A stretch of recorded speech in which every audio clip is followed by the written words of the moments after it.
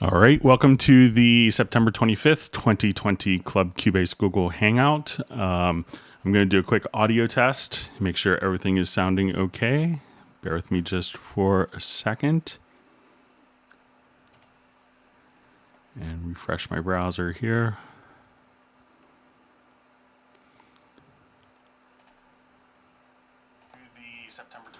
Okay, so my name is Greg Undo. I work for Yamaha Corporation of America as a Steinberg specialist. I'll be the host for the Hangout today. If you haven't been on a Google Hangout before, Club Cubase Google Hangout, how it works is you could submit questions in advance to clubcubase@steinberg.de, or you could just enter your question in the chat field. We will try to get through as many questions as possible. For those people watching live, you could just enter directly into the chat field. And if you want to introduce yourself, tell us who you are and where you're from. And also, if this is your first Hangout, let us know that as well. It's always great to see new attendees on the Hangouts. If you're watching this in the replay, you may want to skip ahead to about 10 minutes when everyone gets logged in and we get some questions started. So like many of you, during the pandemic, my family is at home, so I may be interrupted periodically to, switch a TV show or something. And my wife is working directly above me, so you may hear her on a conference call, so I apologize for any interruptions in advance. I'm based in the United States, outside Washington, D.C. area in Alexandria, Virginia. So, and we'll go ahead and get started here in a few minutes. In regards to the questions, if you want to, as you enter your questions in the chat field, I will try to get through them chronologically. The questions will come in faster than my ability to answer them. So probably what we will do, it may take me a little while to catch up. So if we could try to avoid asking the same question repeatedly, it's not going to help your question get answered faster. It just kind of slows down the whole process. So if we could try to do that, that would be helpful. And also sometimes when asking questions, if you could indicate whether you're running Mac or PC, or if it's if you're also excuse me, which version of Cubase, where it's Cubase Pro 10.5 or Cubase Elements 8, that information is sometimes helpful as well. They will try to have the index of all the questions and topics covered in today's Hangout with timestamps posted later tonight. So let's go ahead and see who is on the Hangout here. So let me just scroll over here. We'll take a look.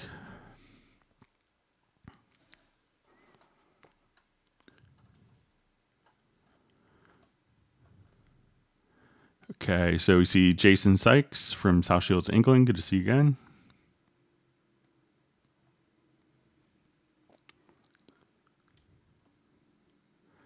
Okay, so we see Nick. We see Matt from Fort Wayne, Indiana.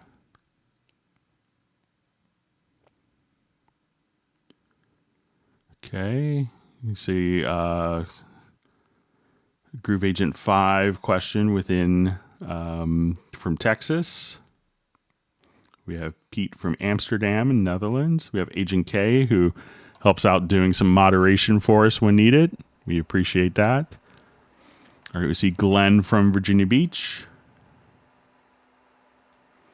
We have Ted from Sherman Oaks and John Costigan from Kenosha.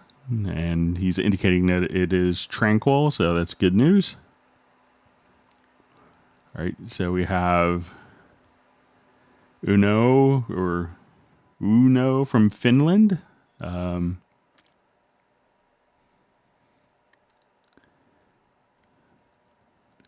He's indicating it's not in Indiana, so that's good.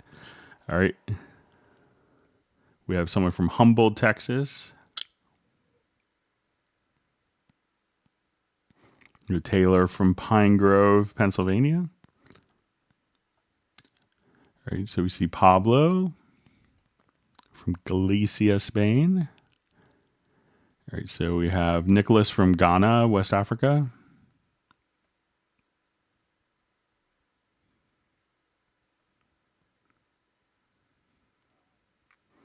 All right, so we have Pearl Austin from Hamburg, Germany, near the mothership.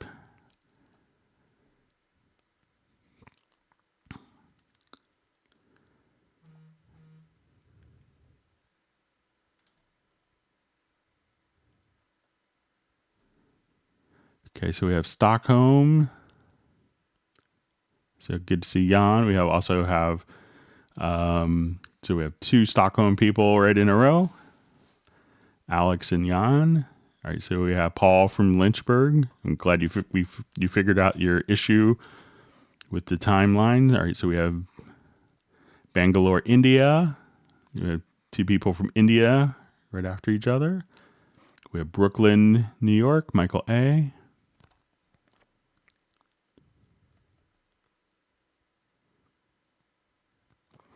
Okay, so we have from Houston, Texas, on their first hangout. Still new with Cubase. Welcome. My brother lives in Houston, kind of Bel Air area.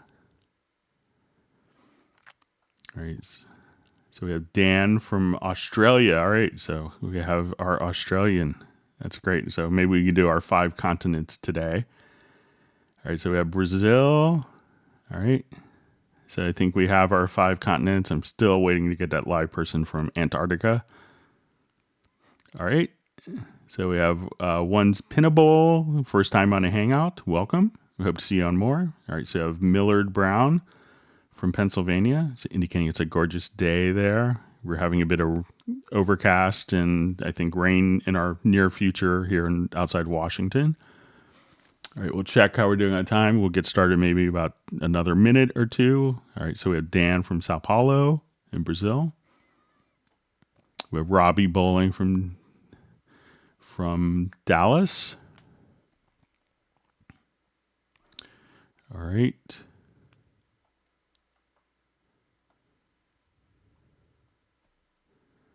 Let's see who else is.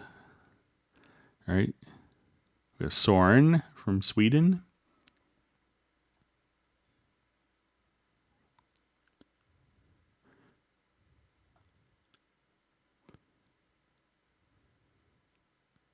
All right, so we have Mexico from Guadalajara. Sri Lanka. It's probably very late there.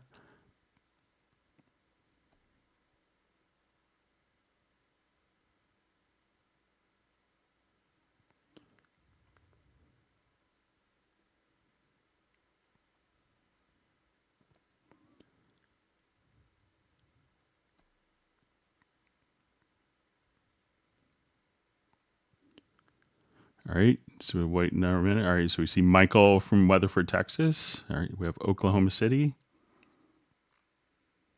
We have Indiana. Okay, maybe another 30 seconds and we'll get started.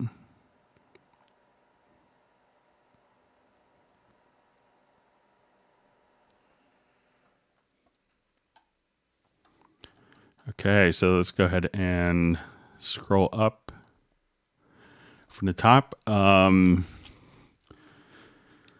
right, so question. When I use note expression pitch bend on a single note, the other notes are affected too. Do I have to change the setup or something? I just want to edit one note. So let's go ahead and take a look at that. So I will just go ahead and add a quick instrument track and we will do something. If you're not familiar with this is kind of a cool feature that you can do in Cubase. So I'll come over here.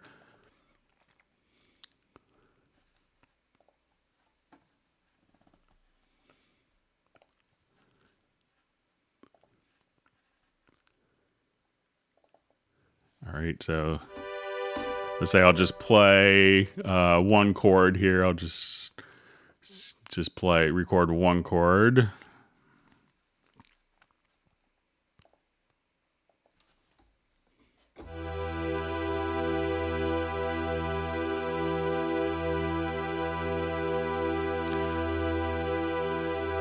Okay, so I think it was 8.5 or might have been even an earlier version where we introduced the concept of note expression. So when we have VST 3.5 instruments, we can now select different parameters here. So I will go ahead and just select, let's say, pitch bend.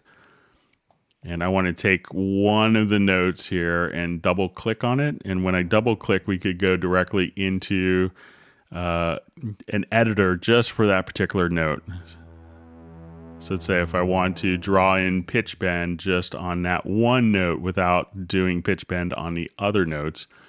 And if we wanted to actually just kind of see the note expression data, we could see that kind of indicated right there. So now when we do this, we'll just have the pitch bend go on one particular note. So let's listen to it.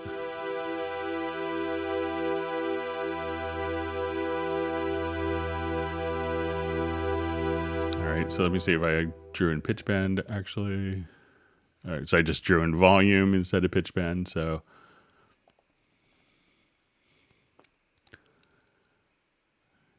I'll do kind of the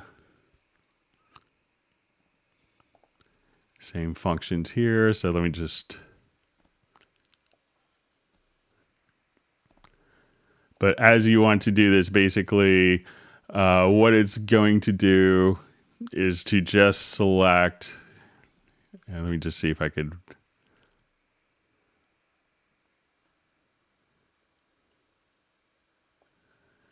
your various MIDI controllers. Now, it's not going to actually play back those particular events.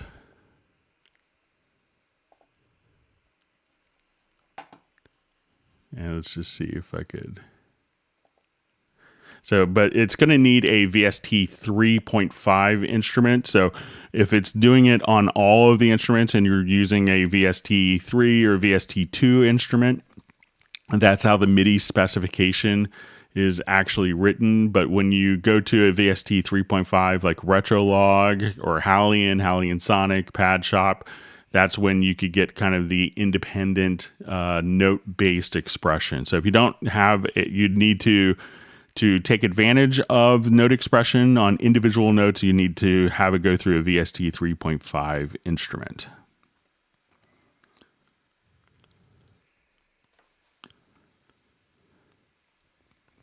So I see a question from Nick. I know you asked this before. Is there a way to transfer my IC Pro settings from one iPad to another? I don't want to have to start from scratch. Thanks. I will see if I could borrow someone's iPad that has IC Pro and see if there's a function. If you want to send me just like a brain cramp email reminder over the weekend, I'll see if I could. I think I have a friend in my neighborhood I might be able to borrow one from and see if I could get that transferred over if there's kind of a preset file or configuration file. So sorry I didn't get a chance to do that earlier, Nick.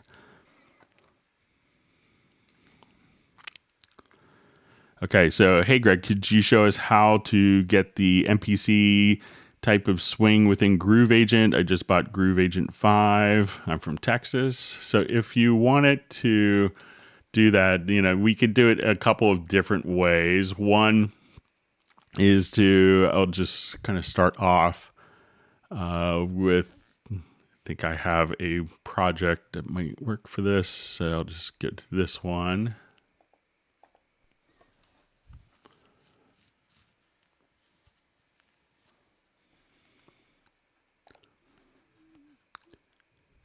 And I'll just load up the Groove Agent 5. So let me just, and we'll just set this.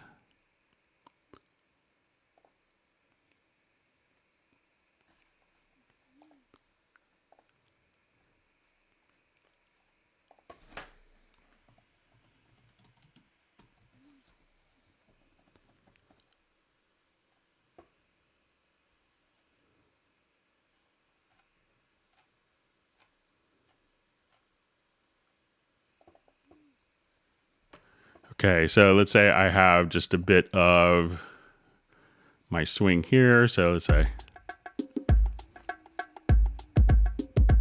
and I think if we go into our pattern editor, so I'm not sure if you're programming directly from within the MIDI events here, But what you can do is, if you wanted to just drag a particular pattern, I could drag that onto my timeline, and we'll go ahead and just solo this pattern.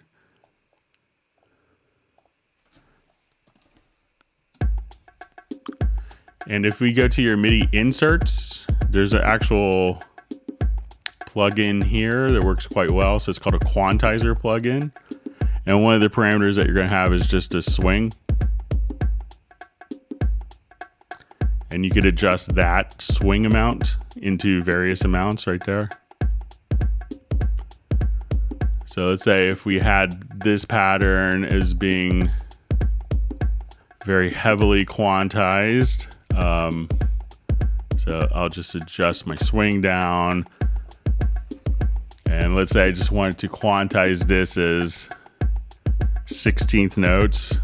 And so we double click on it. And then just to be able to kind of apply,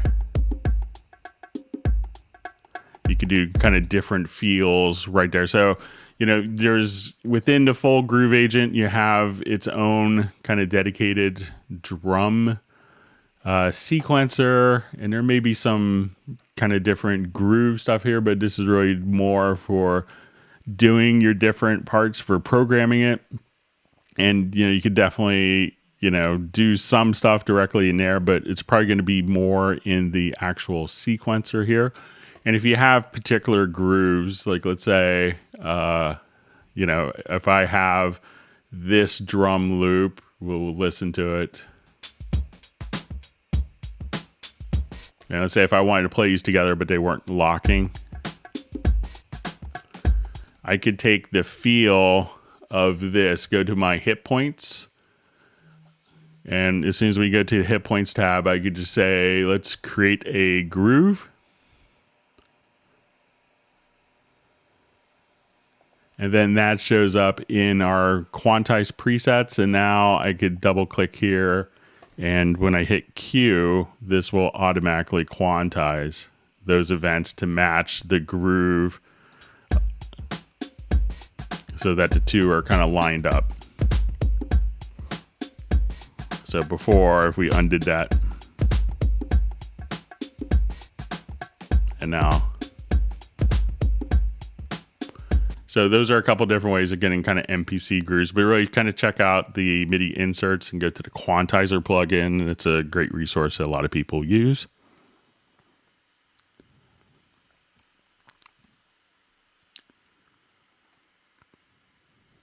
Okay, reading through some of the introductions still. Great to see everyone on a Hangout. Okay, so we have question. Do you know if Cubase will have the ability to warp video along with the audio? So when we have video, inside of the application, so if I wanted to quickly import a video file,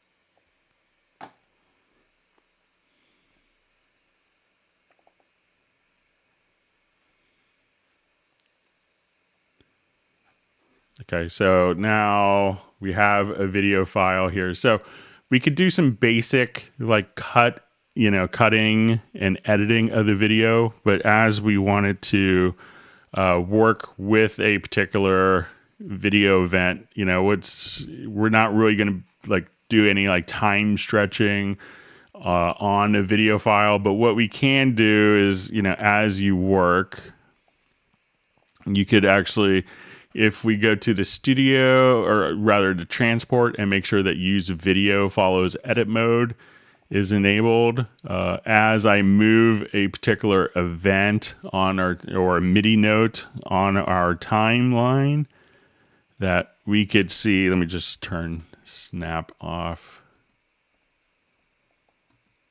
So as I would move an event here, you could see the video kind of update frame by frame, or if you wanted to move events on the timeline. So while we're not going to change the video itself, we can just kind of very easily position the audio vents. And if you wanted to do like take a scene in a video and, you know, slow it down or do like, you know, like almost what looks like a video scrub where you go slow and then you speed up.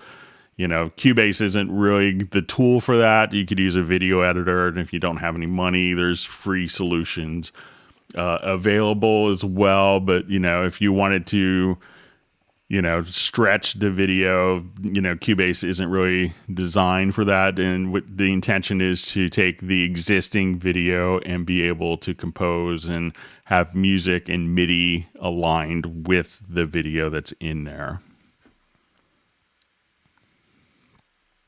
So depending on what your definition of warping video is.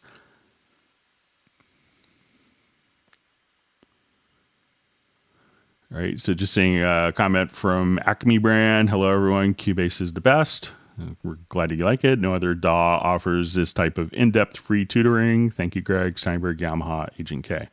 Thank you very much. It's glad that you're like what we're doing.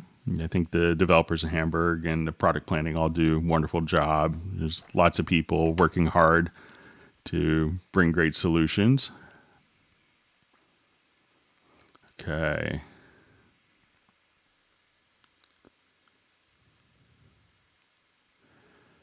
So I just had a question. Were you able to dig up and find our audio interface for the System Link video? I did find an interface, but I don't have the power supply, so I ordered one from our office.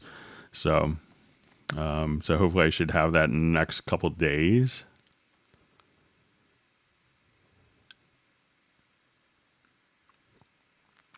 Okay, we're still going through a lot of the introductions. All right. So we have one spinnable first time on a Hangout from Robin Hood Country. Welcome to the Hangout.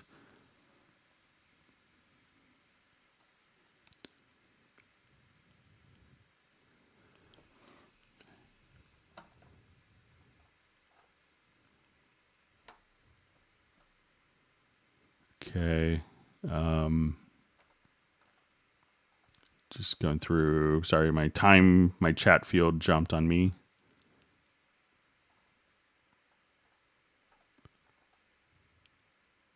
Okay, so question. Hi, Greg. I use Simon Phillips Studio Drums and want to pan two sounds totally maximum left and right stereo.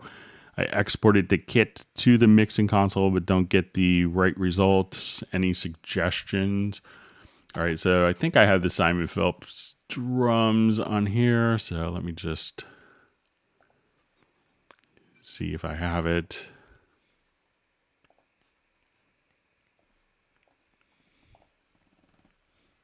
It's a wonderful drum kit. Simon's so incredibly nice and such an incredible musician.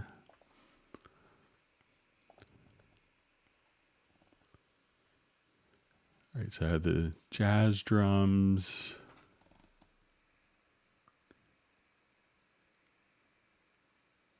Okay, yeah, I have the drum set here.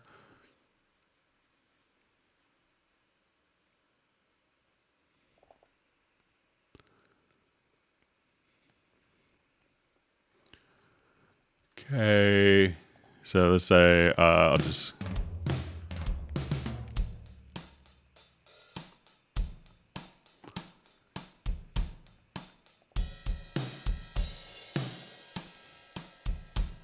All right, so let's say I want to do some panning here with the drums. So let's say I'll just take, and sometimes when you get these kits, there's also going to be a lot of stuff in the left and right and in the overhead or room mics.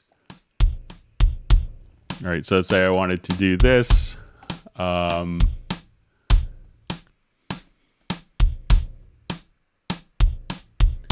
let's say I'll pan.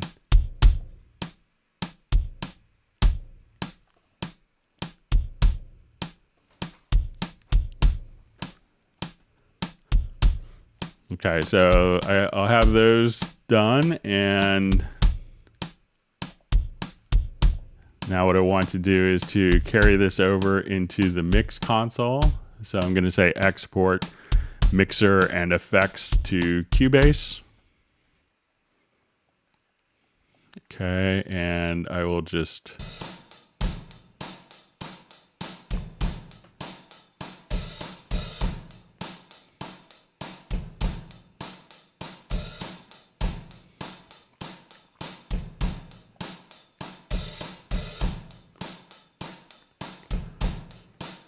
Okay, so I'm just going to go to the mix console here.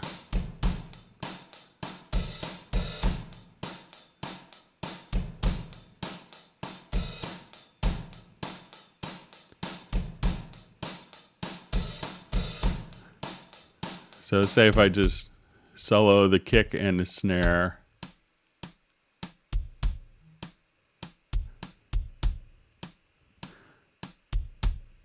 So as you can see, you can have kind of different output sources here, but just muting the other ones, it looks like the snare and kick are still kind of panned. But a lot of these kits will have, are built on a lot of room mics and a lot of, like maybe like overheads. So make sure that you isolate those different sounds.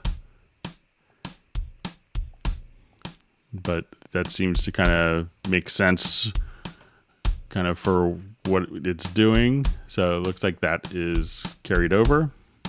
So make sure you don't have like, different room mics going on for that. And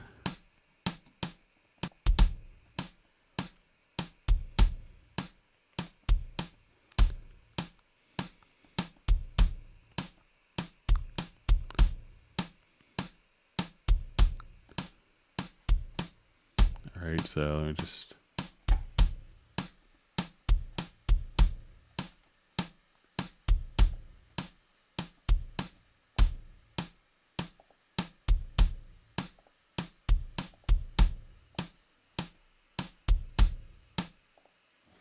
okay, so let's move on to the next question. All right, so question from Ted. Can I write automation in the track inspector delay slider field with the clock icon to make that one MIDI track deliberately play out of time relative to the other tracks? I'm not sure if that's an automatable parameter. Let's go ahead and give it a shot.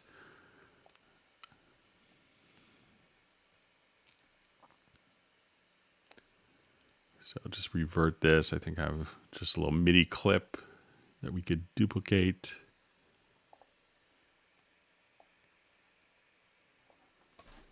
All right, so let's say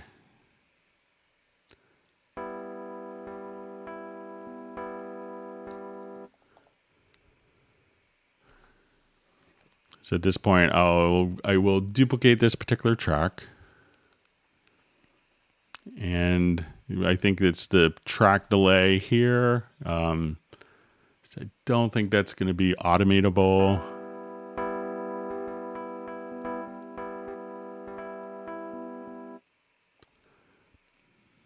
All right.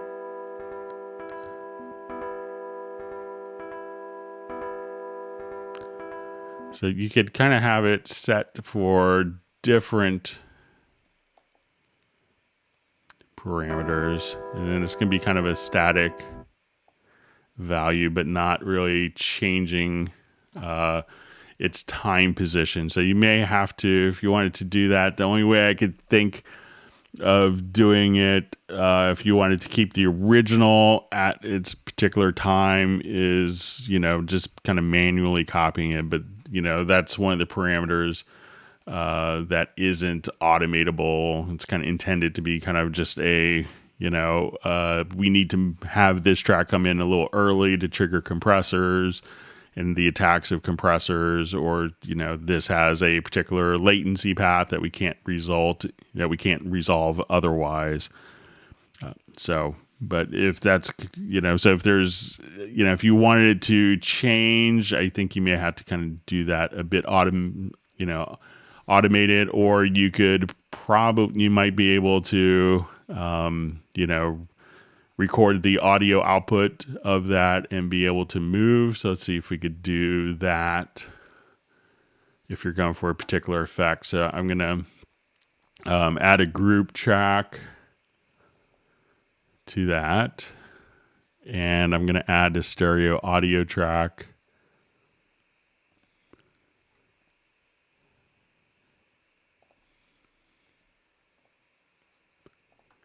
Okay, so we'll make it a stereo audio track, and on this one, this audio track, I want its input from the group. So I will set the input there from group. And as we play, I'm going to just move the time. I'll just place that in record enable.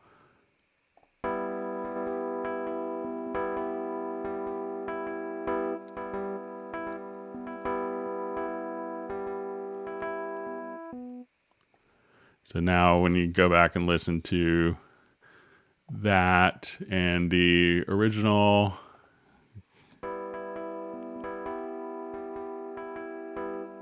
you hear that delay time kind of varying there. So if you wanted to go for that effect, you could print it as audio. Okay, so we'll move on. See someone indicating they're watching the stream from work. There goes my data. All right. I guess he could be working. So, all right. Let's take a quick look. All right. So we see Gareth is on. Gareth K Music. Good to see you on.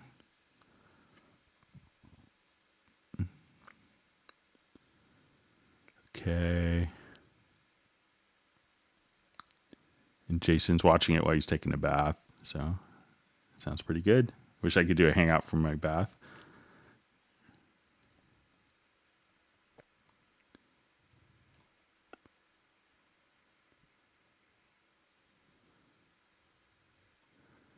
Okay, just all right, so a bunch of introductions still. Okay, so we have people checking in from Denmark.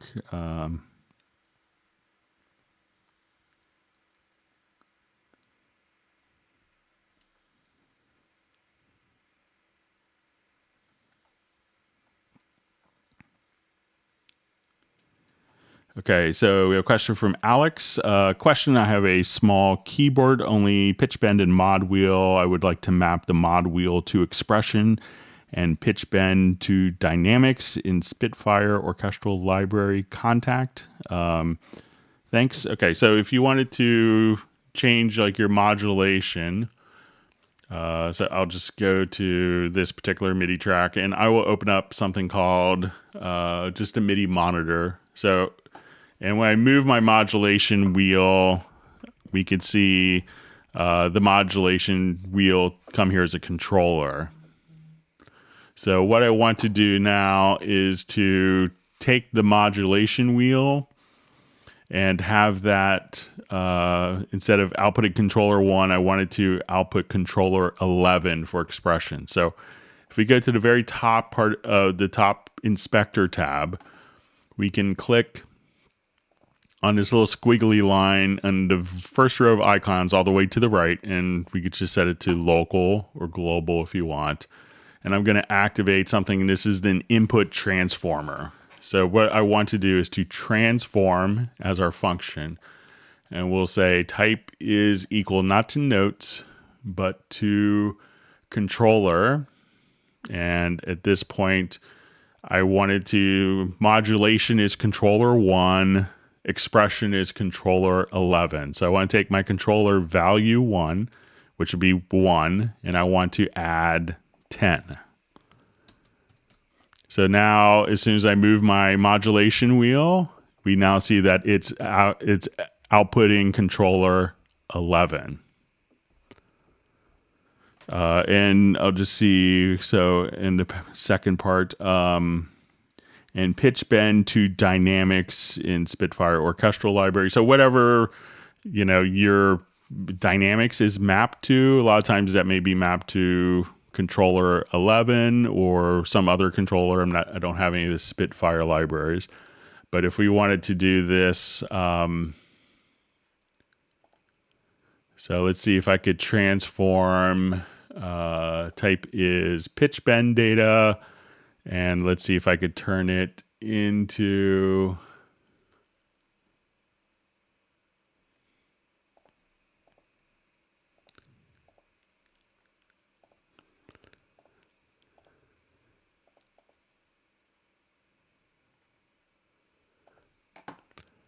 so let's say if I wanted to do this to controller, let's say 32. So let's say if I Now I could take my pitch bend information here. So when I take this off, I see pitch bend data. And now that I activate this, I can say type is equal to pitch bend. And then I wanted to transform the pitch bend into controllers. And I want that to be controller 32 or whatever controller. So now that I switched that and activated the module here, now that's controller 32. And you could have up to 4 modules active. So if I say we want to, again, transform, type is equal to value 1, or I'm sorry, we'll just say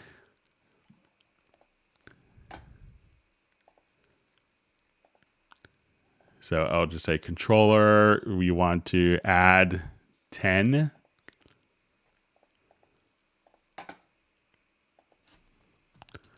So now my modulation wheel, once active, is going to spit out expression. My pitch bend will do controller 42. So that's the 2 that you really have to kind of set up in whatever controller this is for your Spitfire dynamics. So that way you could kind of remap your controllers. You could save that as a preset, and again, you'll be all set with that.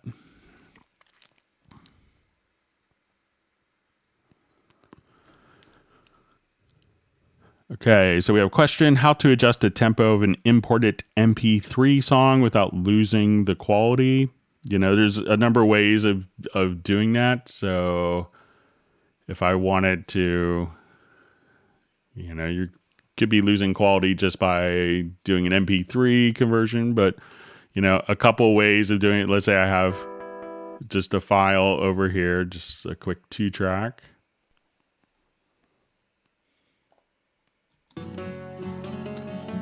We could go to our object selection mode. Easiest way is just to say sizing applies time stretch. And at this point, when I resize the audio event here,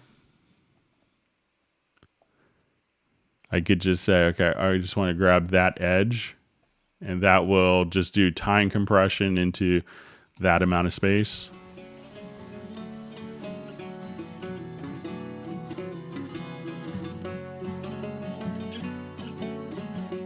Or I could just take the right edge again. Sorry, keep dragging the wrong area. And then you could just, so if we undo that, and say I need this audio to fit into that amount of time, and it'll just speed up and slow down.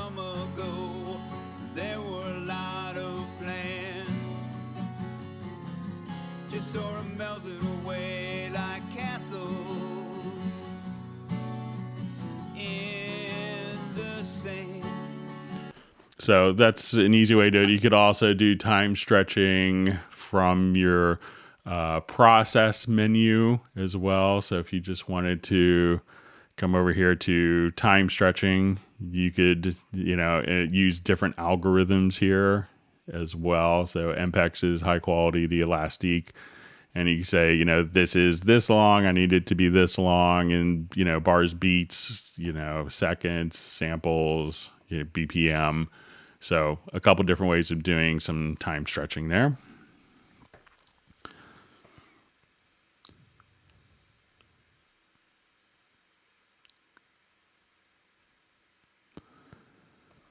So I just see a question from Ted.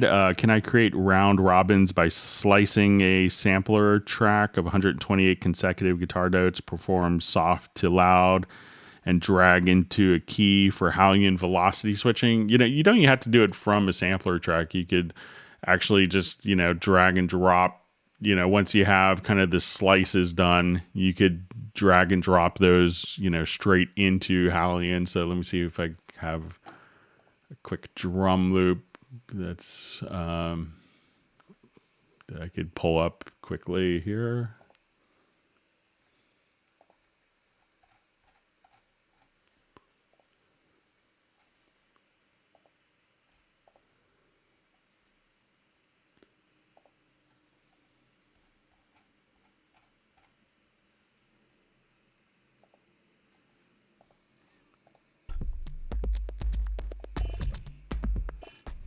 Okay, so I'll just drag this onto.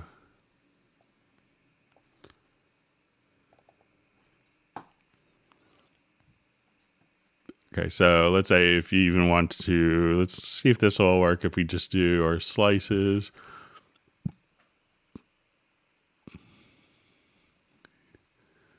Directly from Cubase, so I'll just say,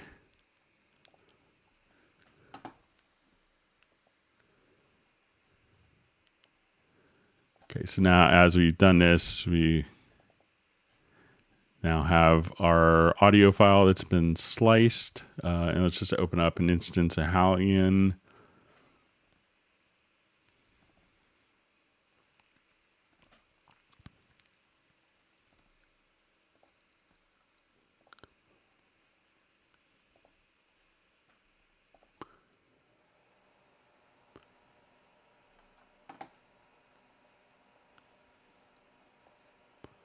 And actually, probably an easier way of doing this is if you don't have Hallian, but so I'll just try this quick. But you could also do this very easily inside a Groove Agent. But I will.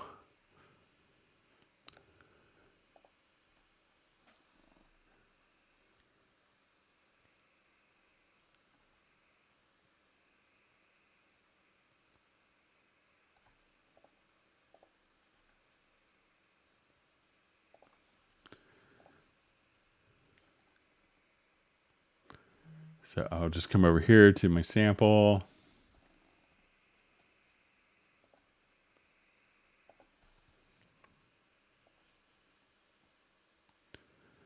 So, and then you just kind of drag it to an individual note here. So all your samples can be set up just like that. So at each slice that you've mapped, then at this point, if you want to do a round robin, you could go to, let's say if we go to edit, to sound, we could put these into a particular variation group.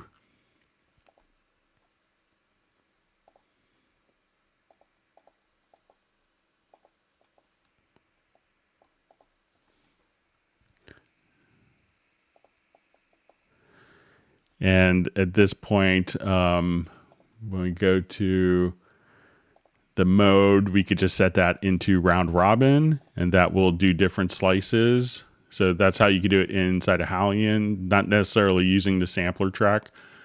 But if you wanted to do this inside of like a Groove Agent kit as well, we could add a quick VST instrument track.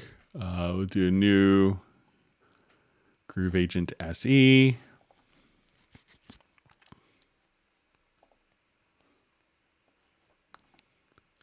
And I think we could just drag all those samples directly to an instrument.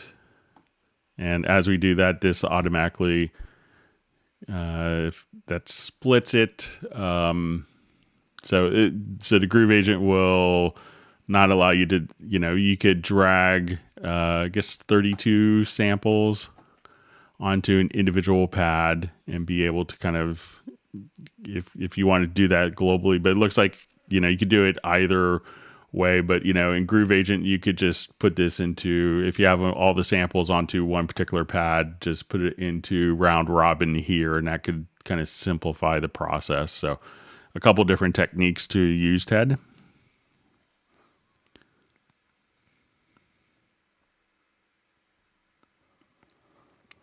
Okay.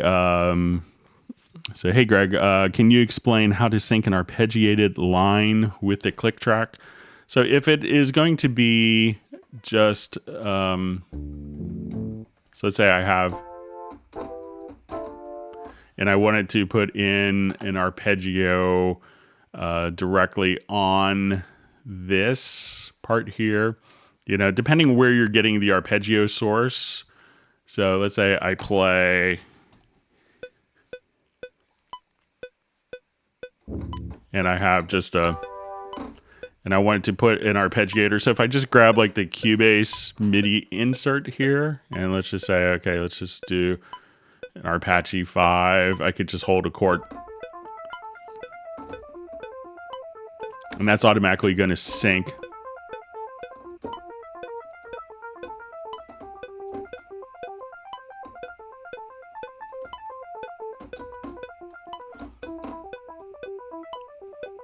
And if I slow the tempo down, let's say from 120 to 100,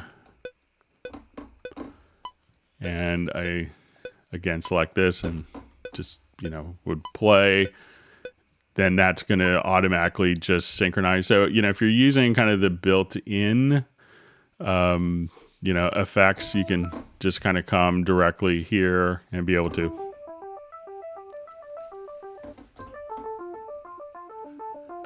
And again, if I just change the tempo here to 80 beats a minute, that's just automatically going to be like a tempo parasite. So that's an easy way, kind of using the built-in arpeggiators and arpeggiators within the instruments, like, Halley Sonic, or getting into even Retrolog will have built-in arpeggiators too. So let me just. So let's say if I go and add a Retrolog, a lot of these will have built-in arpeggiators. It's kind of a great feature to make parts a little more interesting. So let's say if I just find.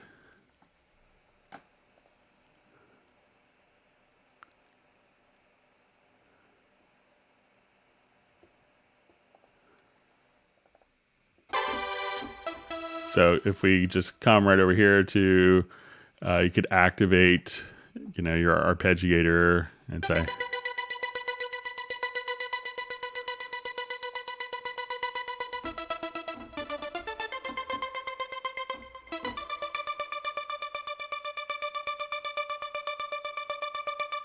So you could have kind of different arpeggiated values. So if you want to have different controllers, kind of whatever you wanted to do, you could just kind of draw in arpeggios, and these will always be kind of synced directly to, whatever source you wanted. So whether you wanted to be arpeggiators or, velocity. So it's not playing back the same exact element. So, we could go from just a single to just, having.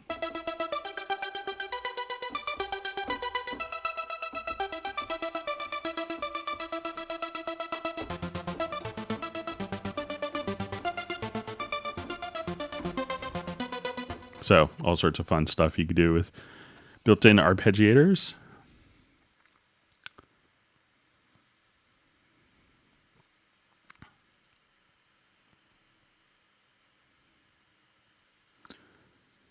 Okay, so we have Jay from Connecticut on Hangout. Good to see you, Jay. All right.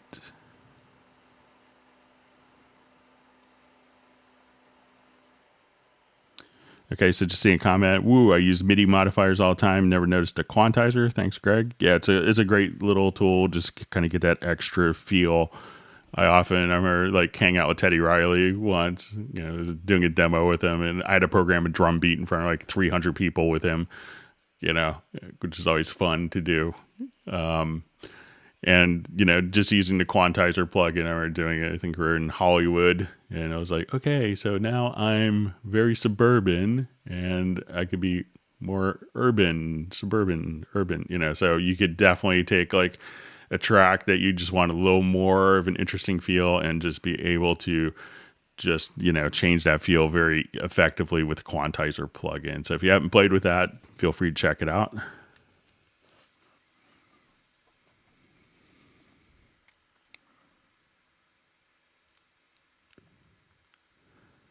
Okay. Let's move on.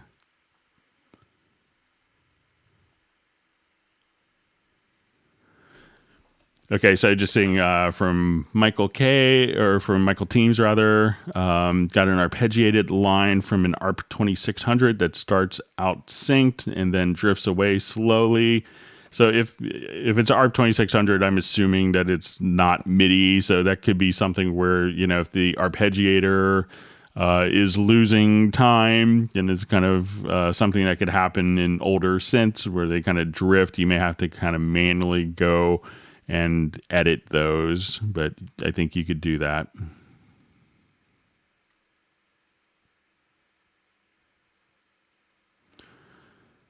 Okay.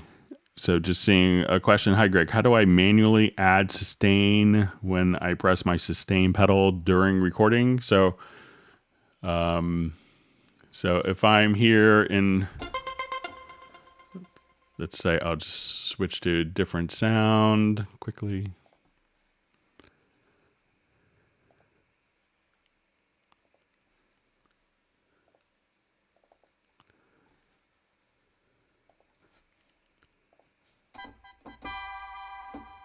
Okay. Let me just load up like maybe piano. World's worst piano player. So I apologize to every musician. But I'll just do something from Hallian Sonic Cassie so you can hear.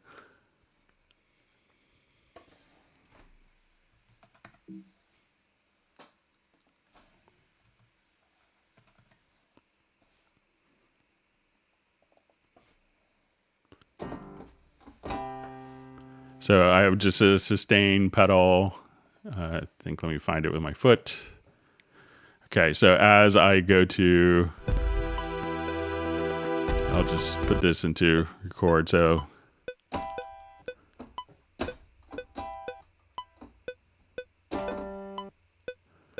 right, so I have my sustain pedal doing the opposite. So anytime that you record data, and then let's say I hit the sustain pedal, so I'm just going to record this and we'll solo it. So I'm just going to hit record, and it's really just a matter. Okay, I think I have my sustain pedal remapped to something in my generic remote, probably from a previous Hangout that I didn't undo.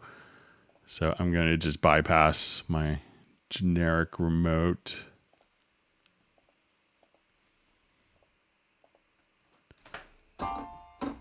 Okay. Okay, so now let's say I just wanted to record. I out-clevered myself. So now I just hit the piano and I'm hit the sustain pedal.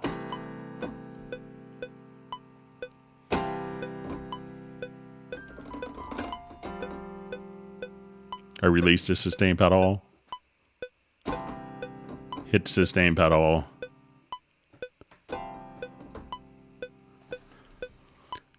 So now when I go to look at my MIDI part, I could switch back to my normal sizing.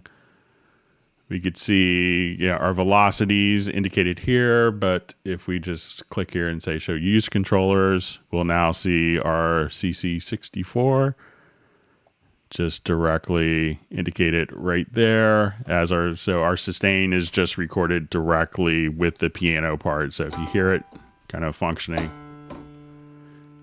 and you let go of the sustain pedal, hold the pedal, release, all that's just captured as MIDI data and recorded right along within the piano part. So you don't really have to do anything manually. You could, and if you don't have any sustain pedal information, so let's say I come here and I just delete my sustain pedal information. I wanted to record it after the fact. All you have to do is, just hit. So I will come right here, hit record.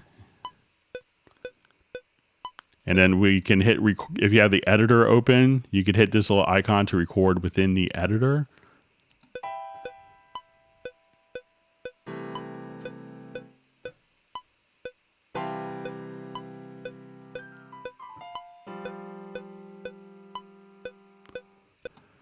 So, and that's really kind of all you have to do. So I'll just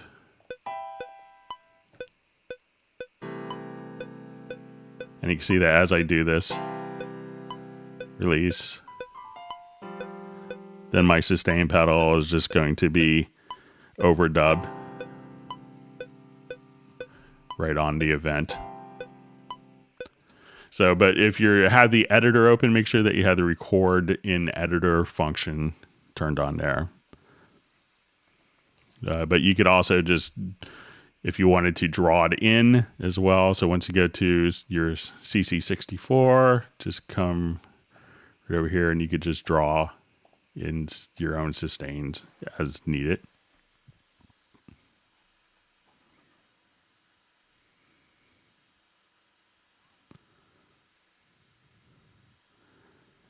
Okay, so I'm seeing a question or maybe just a reiteration about Michael's question about the Arturia soft synth. So the ARP is an Arturia soft synth. So if it's not a real 2600, you know, it's kind of up to the plugin itself whether it syncs. You know, the vast majority, I haven't seen a software plugin that doesn't sync to the tempo track, but maybe it's something with Arturia that's doing it. So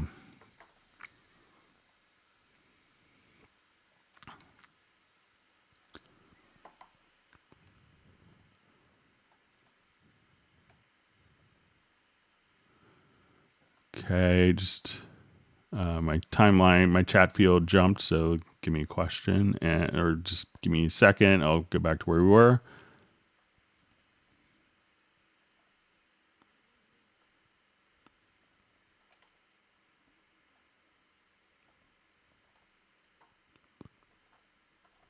Looks like I have a lot of questions in my future.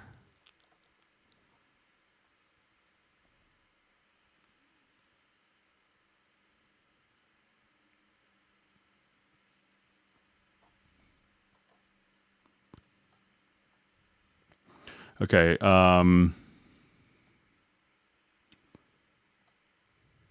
Okay. Can Cubase conceivably generate MIDI notes from a real-time incoming audio? From real-time incoming audio, say from an external arpeggiated Moog, without first being committed to hard drive space as recorded audio.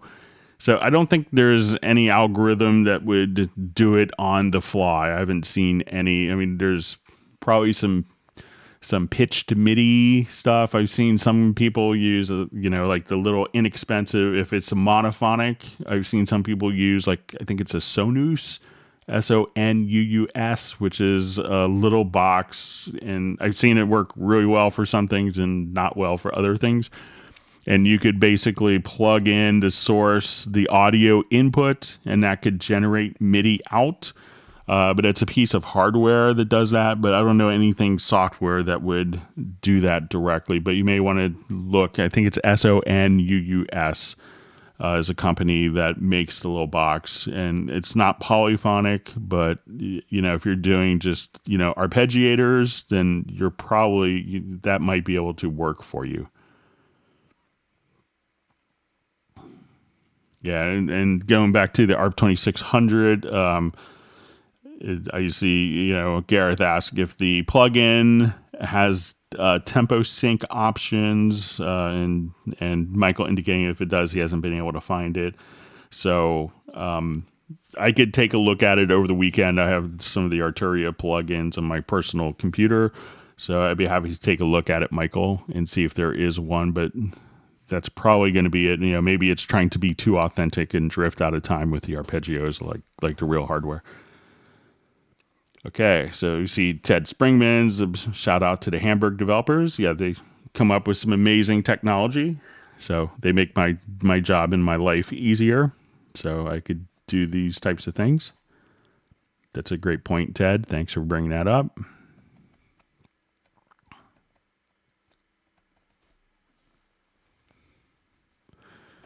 Okay, hi Greg, question. I have the AXR for you. When tracking singers, I have to keep toggling the button monitor on the track in order to have them listen to their voice and effects, and then toggle it off to let them hear what's being recorded. This makes it cumbersome work. Is there a better way to go about it?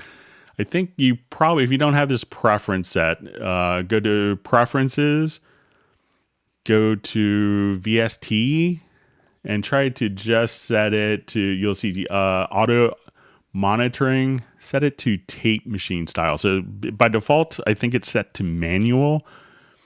And here, what I would do is just set it to tape machine style. And then as you go to record, on a track, so let's say I'm here, I'm on this track, I go to, this track is record enabled, and now I do that, the monitoring engages, I punch out a record, the monitoring turns off. If we're going to do like a punch in and a punch out, so let's say I'm here and I set a punch in, punch out by hitting I and O. You can watch the monitoring turn on. And then when it's not in record, the monitor will just kind of shut off. So say I just play and it will deactivate that. So when you play, the monitoring is turned off. So once again, just go to your Cubase preferences under VST and just set it to tape machine style. And, I've passed on. I think that should probably be the default mode for that, but I could see, reasoning either way. Okay, so I see a question. Hey, Greg, there's one more thing I want to know. How do you real name the whole audio track? For some reason, Cubase only lets me rename the track. The original name of the audio still be in the way. So how to rename the whole audio track? So, if you wanted to, as you record into Cubase, so say I have an audio track and I'm going to call this, September 25. So we have this as our audio track. So this name will go directly onto the file. So when I hit record, this audio file will be called September 25th and probably _01. And if we did another recording, that would be _02. So as we see here.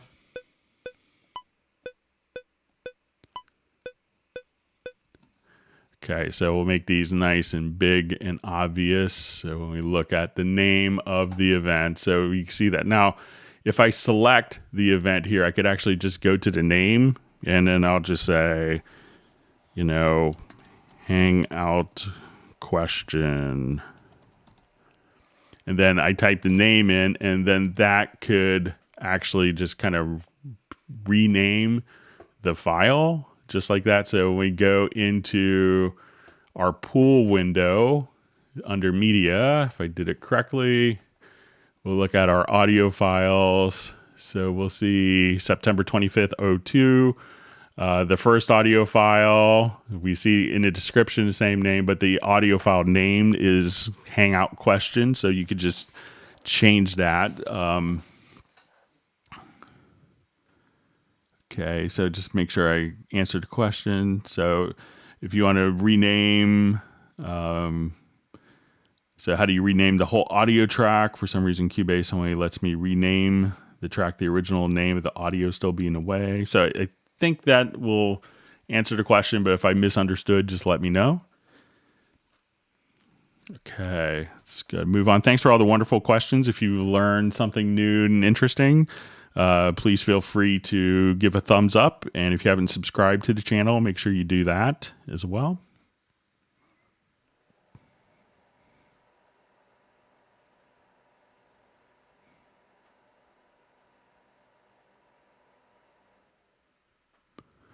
Okay, so I see a question from Sven Isaacson. There's a bug in the control room tab of the audio settings.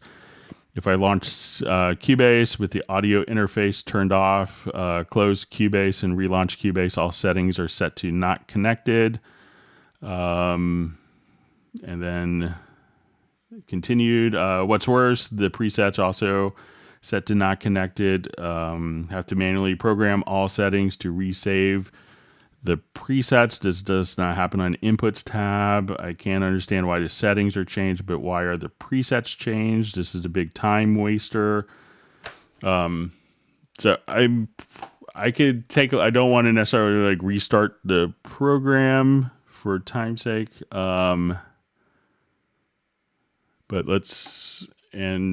I'm happy to kind of take a look at that, but I haven't run into,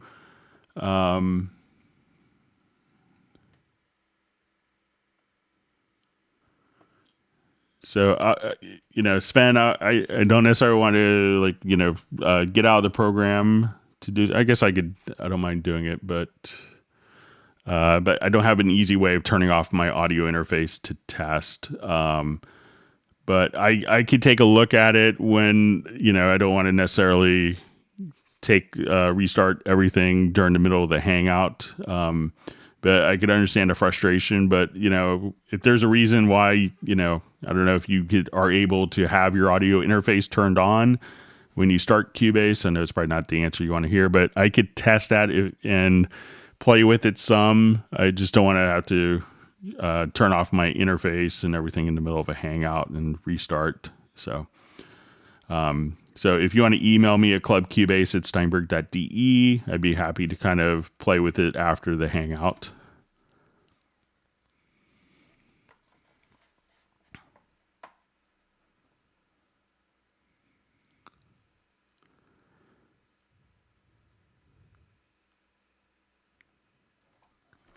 Okay, so question from Jan. Kick drum samples can sometimes contain a tonal component. How does Greg pitch a sample into scale Vari Audio? Can Cubase automatically put the samples in scale at import? So if you have, let's find a quick kick drum sample. Let me just revert.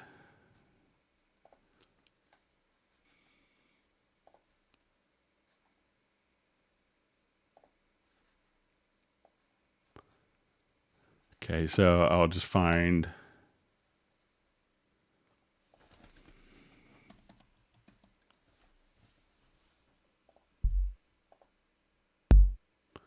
All right, so say I have that as my kick drum sample.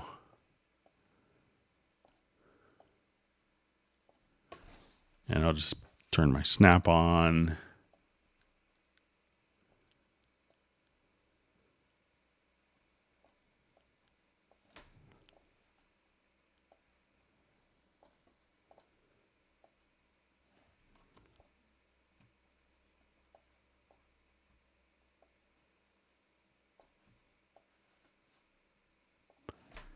All right, so I'll just duplicate this a couple times.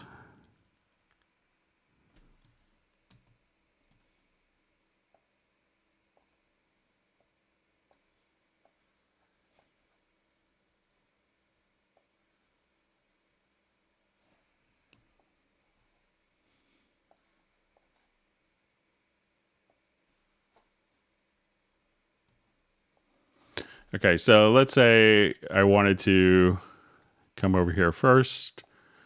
I think we might even be able to, let's say if I take this particular sound, I think we might even be able to do this from, let's see if the audio statistics will give us the pitch of it.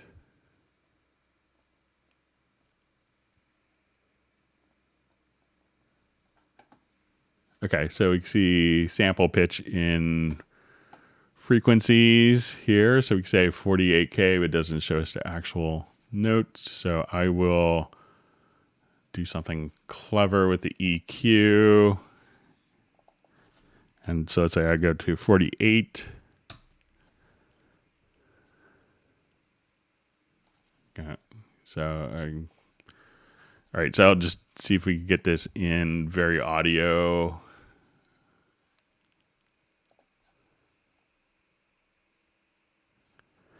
Okay, so in Vari Audio, this will be set to just a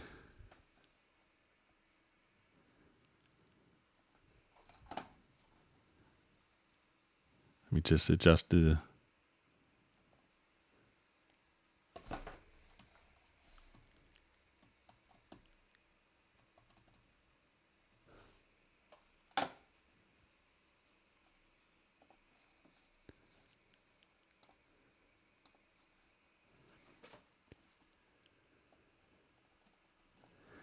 Okay, so it looks like we're at C sharp. So what you could do is just go to the sampler control here, drop it in.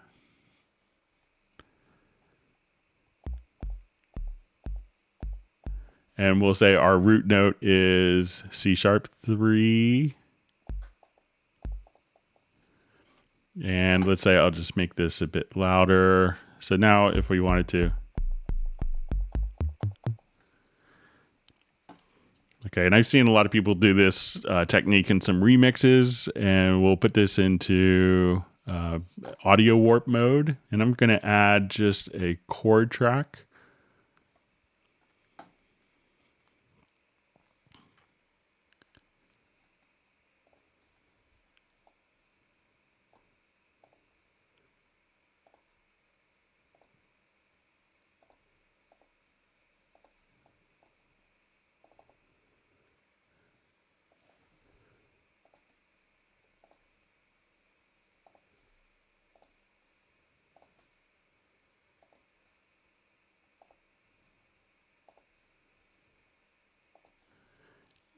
And I think if we tell this track to now follow the chord track.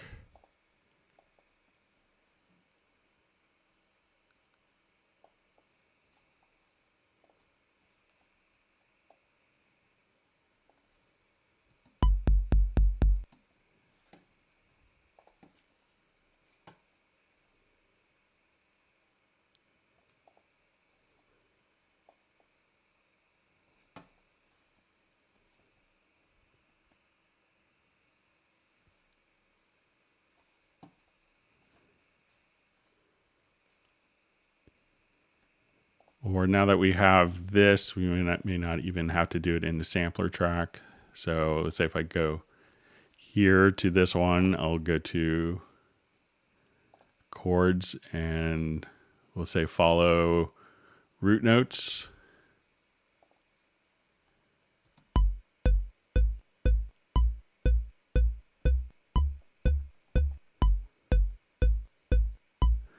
And this way you could have the kick be just kind of the actual frequency that you're doing. So I could say, okay, I want this to be B. We'll add another chord. Let's say D. So at this point, you could have the kick drum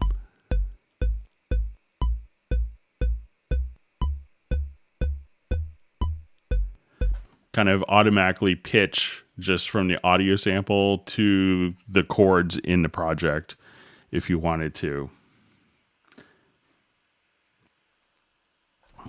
So hopefully that makes sense, but I've seen a lot of guys do some stuff like that.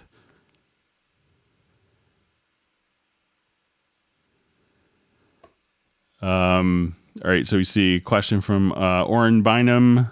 Good to see you, Oren, and nice to catch up with you last week. I think we spoke. Can you please show me how to get the free Spitfire audio orchestral plugin into Cubase 10.5, please? So I don't have that particular plugin, but any of the plugins should show up if you go to your studio menu and go to your VST plugin manager. And if you click on VST instruments, you should see if the Spitfire is done directly. If you see that in this list, it could be in a block list, and these are plugins that could be blocked. I'm not sure if they use Contact as like the playback engine or if they have their own engine. I'm not that familiar with their libraries, but you should be able to just see that plugin in the list. And when you go to add a VST instrument, you could add it here. If the playback engine is Contact, you may have to load that up, but you should see it listed here. But there's nothing super special that you have to do with the Spitfire or with VST plugins to make them work.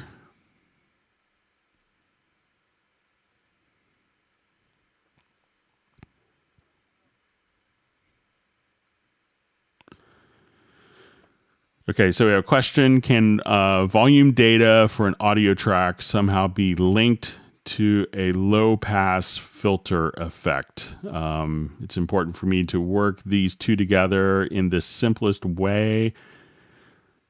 So I'm not sure, what you could do is maybe, since they're two different parameters, I'm not sure if they could be linked, but you could just have, with an audio file. So let's say if we have like a quick drum loop here. So I'm not sure if this is what you want to, let's say I just have a loop here.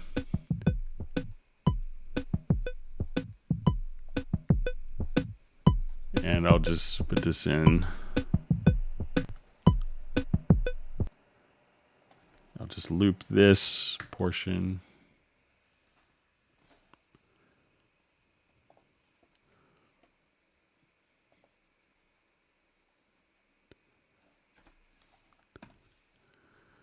Okay, so, if you wanted to go to like quick controls, I have these kind of mapped. So I don't know a way to actually relate them to each other. But let's say if we go to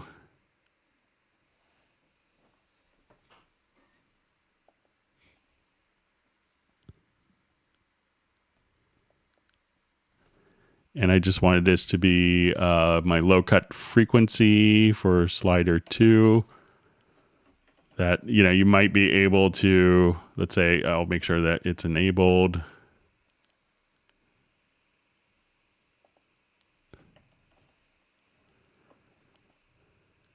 So you might have to kind of, have two different controls control this. So say,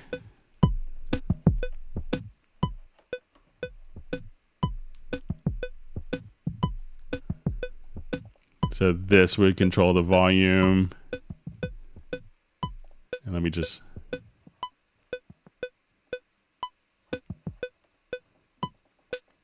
so I'm just kind of moving two sliders, one for volume or the low cut,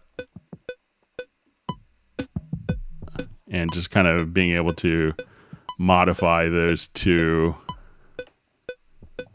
kind of at the same time here.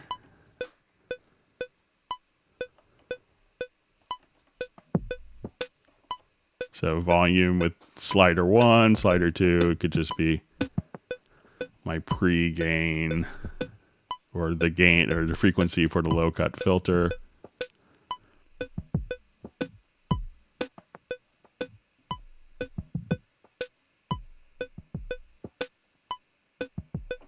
So that's something like that. If that's what you're looking for, Ted, you could try using two different remote control parameters for that through like even the VST or track quick controls.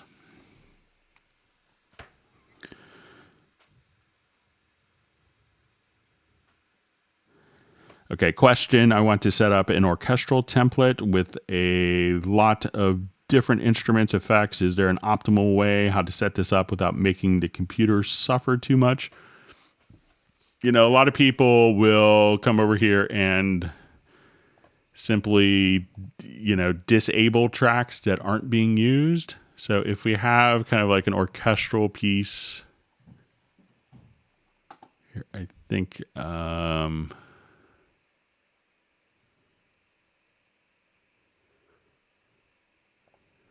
let's say here, this is more like orchestral template, and didn't like that today. Sorry about that.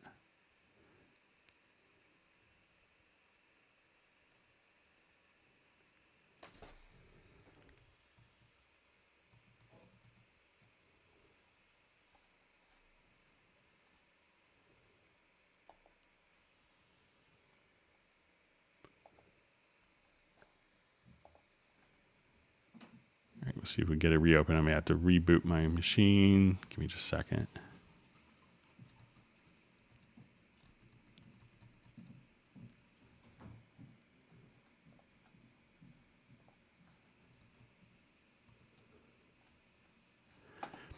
All right, I'm going to reboot my machine. If everyone could just hang on for about a minute or two, just bear with me, and I will go ahead and reboot and get my Cubase woken up here really quickly. So hang on just a second.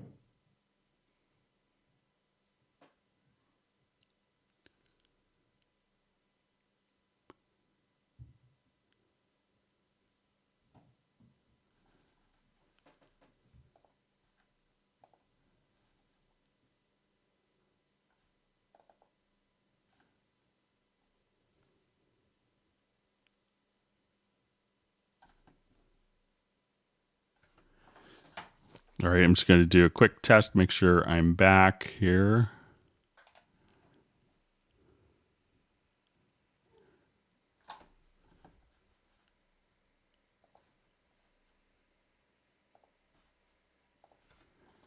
Okay, let me just... Okay, so it looks like we have audio. So I had one hangout. I didn't turn on the audio after system restart and went about 20 minutes. So I'm trying to avoid that. So let's say... So the question was how to work with like large orchestral templates without killing your computer. One is to just get the fastest computer in the world. That always helps. But one technique that you could do that helps a lot of people is just being able to disable particular tracks. So say, so you could take a number of tracks that you're not using, and at this point, just right click on the particular tracks, and then you could choose to disable tracks. And then if you wanted to, as you start to work with them and bring them back in, so this will unload the particular, unload the instruments from memory and your CPU. And then when you need to use them, all you have to do is just say, okay, I want these tracks, and right click to enable tracks. So that's a great little trick that a lot of people don't realize, but that can make out your life a lot easier when working with large orchestral templates.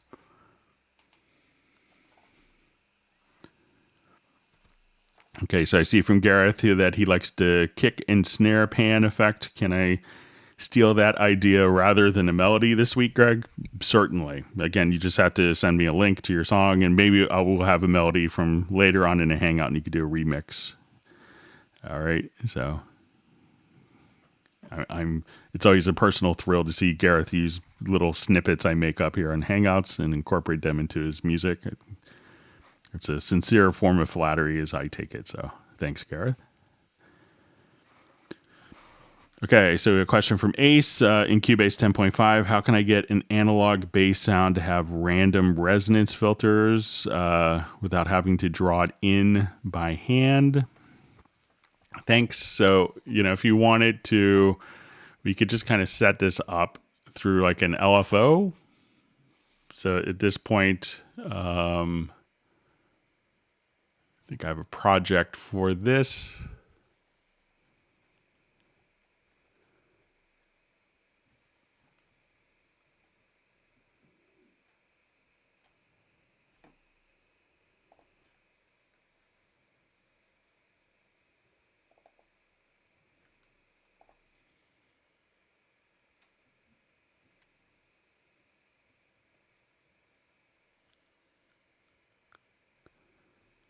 Right. So let's say I just have something very simple, like so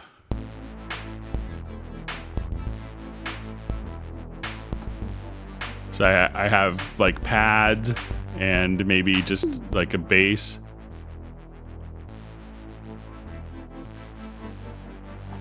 So what I've done is I've assigned, like in my bass part here, just an auto LFO. And we'll look at the instrument. And we can see that the cutoff here is just kind of going a bit crazy. So what I've done is just as a MIDI plugin. So just as a MIDI insert here, we'll have just our auto LFO. So I assigned this to controller 16. So whatever, you could assign this to kind of whatever MIDI controller you want. And you could do it a number of different ways. One way is to just say, you could go to like a MIDI control, and at this point, I'll say we want controller 16, or I'll make it 17. And then what I want to do is just click on learn CC, and then I could just move this parameter up and down with my mouse, and that's going to capture that MIDI CC message. So I could turn that off. We could unload that effect. So I say now we want MIDI controller 17 to take our cutoff filter and move that in intervals of 8th, 16th notes. So I hit play. And if I change the auto LFO to be 8th notes or quarter notes,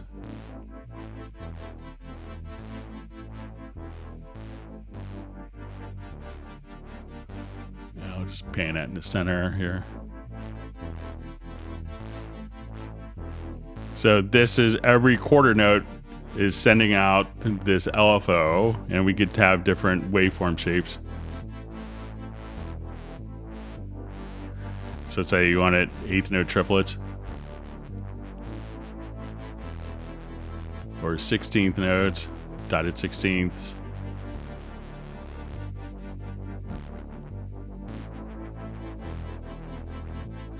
And on this instrument, what I have is just I have two different LFOs as MIDI inserts. One is doing panning. So this is just like a normal pad sound. And this LFO is panning it left to right for over 4 beats.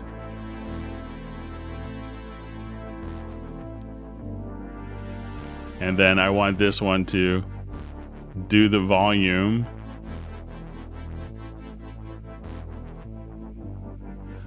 And we'll have this as kind of dotted 16th notes or 16th notes. So that's taking kind of that one pad sound. And if we wanted to turn the volume up all the way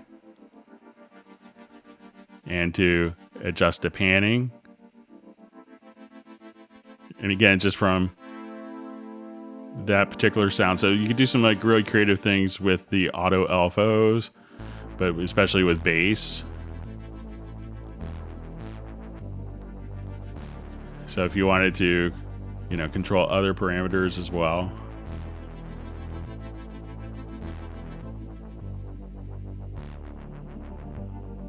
So lots of stuff that you could do. So you can play around with the LFO plugins, and I think that would kind of do the trick for you, Ace.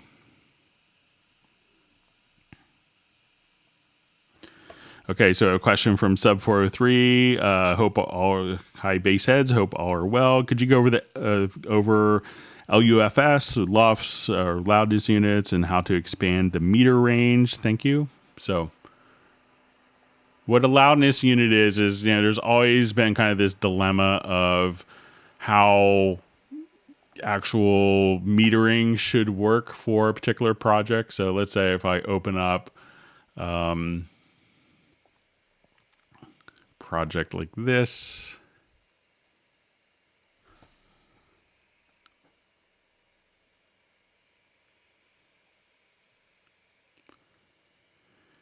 and there's been kind of like two different metering styles over the years. There's peak and there's going to be, RMS metering. So when we look at a project here, and if I don't click on them, we could see kind of our meter tab here. And we could think of RMS as roughly like kind of the average level, and then peak is what you want to make sure that you don't exceed. But a lot of different facilities are starting to use loudness units as more of a standard. So within broadcast, and it really kind of started in broadcast, where their standard, what they want for their loudness units is going to be minus 23, and a lot of streaming music services want it to be like, I think Spotify is minus 14. So, you could have different loudness units. So this is kind of a more contemporary way of having kind of consistent. And if you remember, like, how the TV commercials were so much louder than the content. And that's kind of what started this. It was annoying people that they constantly, if you looked at everyone's remote control in the past, the labels were worn off of the volume up and down because people would constantly adjust. So it's actually, part of what's called the Calm Act here in the US, and other countries have it as well. So you could actually kind of just switch to loudness units for your metering. So if I was doing this and I wanted to be used for, different broadcast applications, I would probably want my master fader, to be, somewhere around there. So you'd want to have, and you could adjust kind of like your different loudness units. So if it's going to be minus 23 as your reference, or if you're doing something as a music mix for Spotify, we could say minus 14, and that could be kind of your reference level there. So as you start to work, you realize that, this is going to be for final delivery. The loudness units themselves will be the critical, the criteria that people are going to be using. It's being used a lot currently, and it's going to be more so because it is an actual standard to be working with.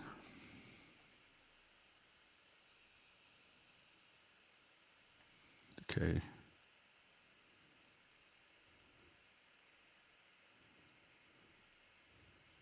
We see that Michael Team had saved a deer that got stuck in his fence. That was good of you to do. Okay.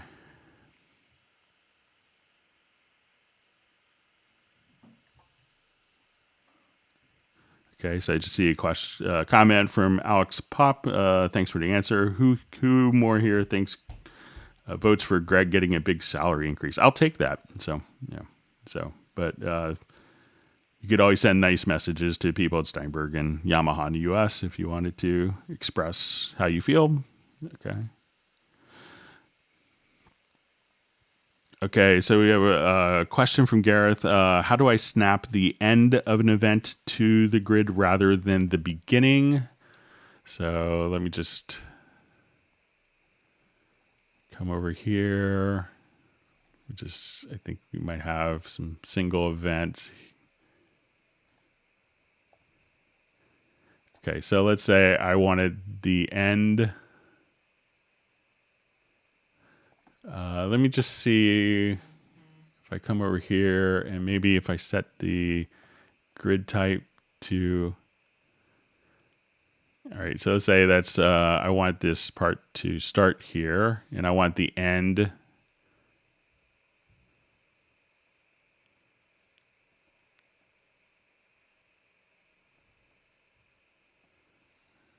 So I thought let me just adjust that one more time.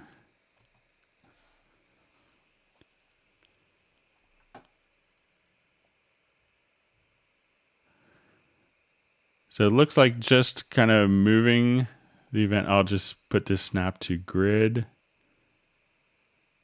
But if I switch this to events for my snap type, it looks like the end of the event will snap, and I could just say, let's snap only to bar. So it's snapping there. And let's say if I set snap to beat. So now I kind of just grab the end and it will snap to the beat. So give that a try, Gareth. Setting the snap type here to advance as opposed to grid, and then just moving it. It looks like that's snapping just the end. Or if I grab it at the beginning, let's see if that makes, let's see if I change the length of that again, where it's not an even number of bars. I'll try this.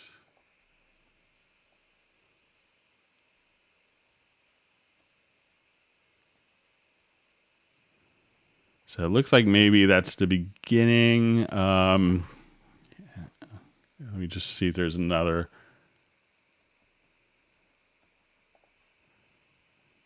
If I just do the end. Yeah, so it's still snapping the beginning. I want to say in the back of my mind that there was some way I figured out how to do this on another Hangout. So I'll play around with it some more. If you want to send me an email, Gareth, to clubcubase@steinberg.de as a reminder. And I could play around with it over the weekend. And I see Gareth saying the Pay Greg Moore campaign is a go. Well, that's good. All right. I have to do a Patreon or something. Anyway, just kidding. All right, so question. Do you know if the Yamaha Dante PCI card offers any benefits, advantages to Cubase users as compared to other Focusrite Red card tiers? I believe that most of the functionality is the same. I believe that the Yamaha, I think it's an AIC 128 card, the Dante PCI card has direct monitoring when using it in conjunction with some of the Yamaha hardware. So I think that's the unique thing is that the audio interface to PCI card itself has direct monitoring functionality, and I'm not sure if the other ones do. I think that's something unique to the Yamaha interface card.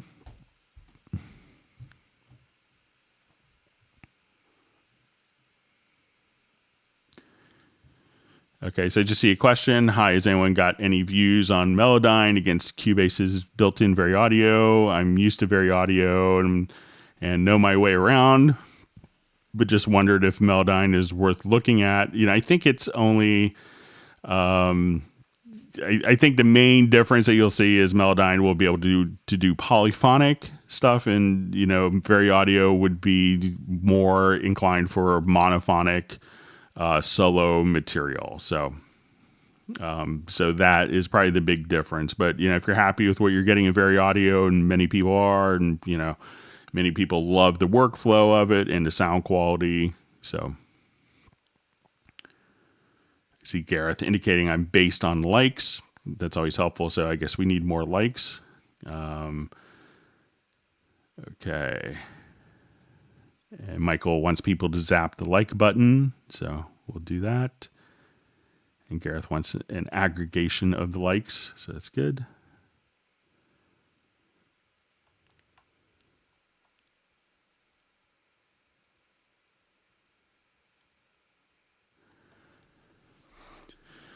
Can a compressor be set to lower spiking peak volumes without simultaneously boosting noisier soft passages? Really, I probably don't have a good audio example of this, but it could be really be determined on the settings that you have within the compressor. So if you choose, at what, so if you have your threshold kind of set here, it's not going to really affect anything to there, and I could just kind of squash kind of the peaks there. So that's not really going to affect, the majority of low level passages. So it could really be determined, just where you set, that particular threshold. So if you have a higher threshold setting, then it's not going to really affect anything down here. So, and that could be slightly different for every single, piece of audio, or every single recording as well, finding kind of that sweet spot.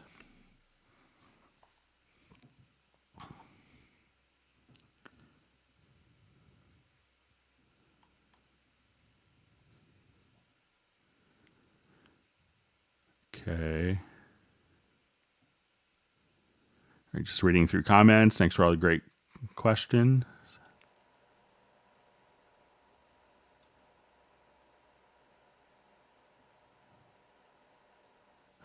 Okay, so we said elaborating question on the time stretch question when it comes to algorithms. Which one would suit which situation best in terms of maintaining quality? So, it really, sometimes you have to try the different algorithms for different tasks. So if we were to go to our time stretching algorithm, so say let me just select an audio event.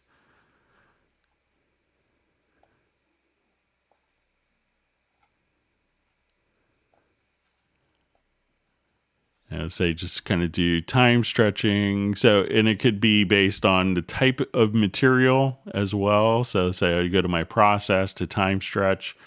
So, the elastique, to give a quick rundown of these are probably the most modern.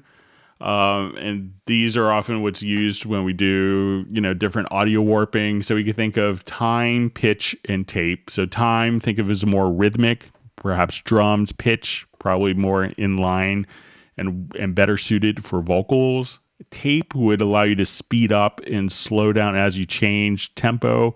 That would actually apply, like you're slowing down analog tape when it's a slower tempo and you're speeding up analog tape at a faster tempo, and the pitch rises at faster tempos and lowers at slower tempos. So you could do that. And then you're going to have formant preservation. So maybe if you're doing vocals and you realize it sounds a bit like, munchkin, got munchkinized is kind of an audio term actually, where, it sounds very unnatural. You could adjust the formant of that. And you also will have an efficient mode, and this is more for real-time processing. The MPEX is also very high quality, and we have kind of standard algorithms, and these are kind of some of the older algorithms. They're still fine, but we keep those in for kind of project compatibility. So at this point, you could try, I would, for like, if I was doing a vocal file, I may do like formant, pitch. If I was doing like a full mix, I may check out some of the some of the more high quality algorithms and MPEX, but you could try different ones and just see what works for different situations if you get a result that you don't like by default.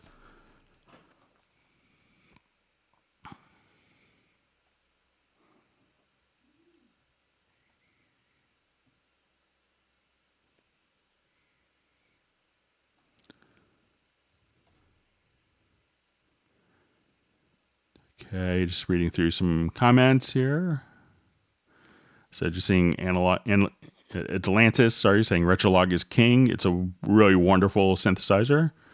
So if you haven't played around with it, take some time. Okay.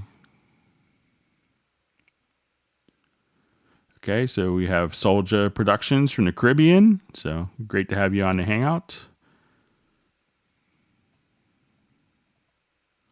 I like going to the Caribbean. I miss going there. So hopefully after coronavirus is under control, I'm looking forward to traveling, for work and for holidays with my family. So.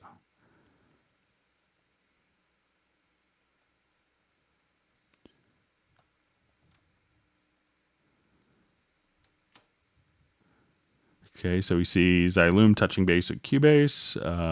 So we see Ted saying he's going to experiment over the weekend with some of the discussions we've had.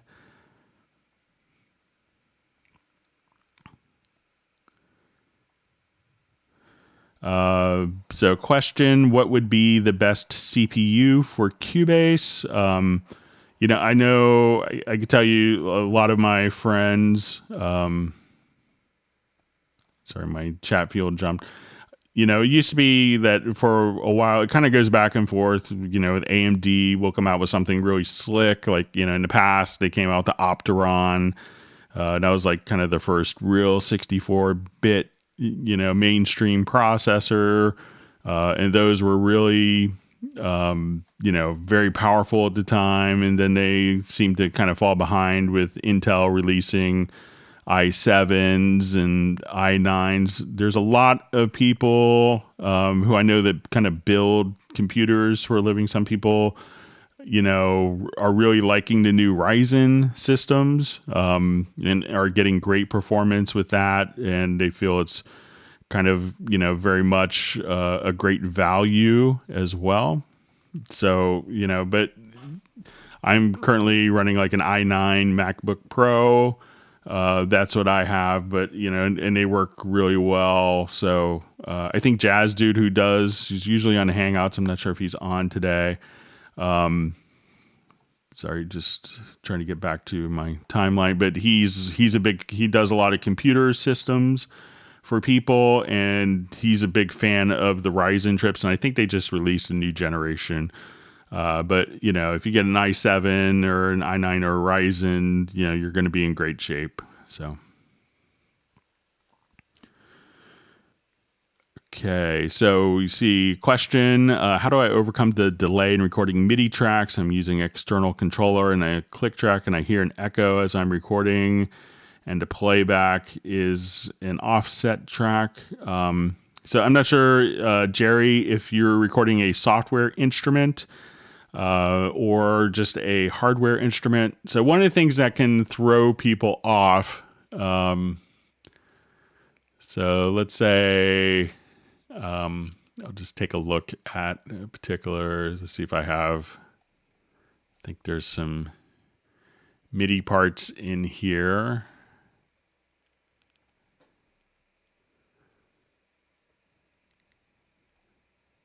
That I could find. So let's say I just wanted to come to, and I think there's maybe like kind of a Rhodes patch in here. So let's say as I'm playing, the latency feels pretty good. So if you're doing software instruments, one of the things you want to do with your audio interface is go to your studio setup, select your audio interface, and hit the control panel. And you could see probably a latency or buffer size. And so if I raise this to a high buffer and hit close, and when I hit a note, there will be kind of a delay. So if I lower the latency, this delay can go away and be minimized. Now, lowering the latency makes the computer work harder as well. So that's why you kind of always find that balance. Now, if I have plugins, some plugins can cause a lot of additional latency as well. So like a multi-band compressor is pretty good at causing latency. So because now as I hit the note, the MIDI note has to go into and through the multi-band compressor and all the plugins. So if I just stacked a couple multi-band compressors here, every time I would add one, it's going to add to the latency and increase the delay. Now, one trick you could do very easily instead of going through every single track and disabling plugins is going to your lower left-hand corner, and you'll see this function. It's called constrained delay compensation. So if I hit that, that's basically going to bypass plugins that cause a lot of delay and incur latency. So I do that, and if I turn that off, so if you're doing software instruments, first thing I would do is lower your buffer size. If you still have kind of an annoying delay, just come to the lower left-hand corner of the transport and turn on the constrained delay compensation. And that should do the trick.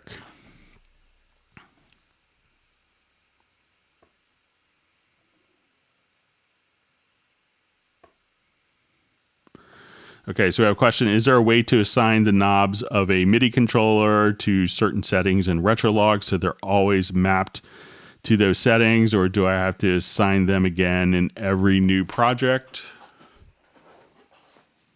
All right, so I'll open up Just do a new project here.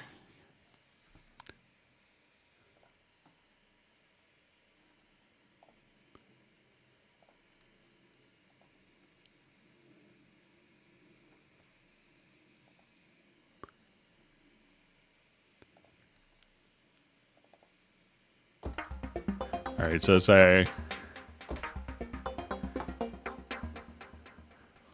so when I come over here, we could have these kind of as like quick controls, which will be allow us to have kind of our known parameters. So if I want to change,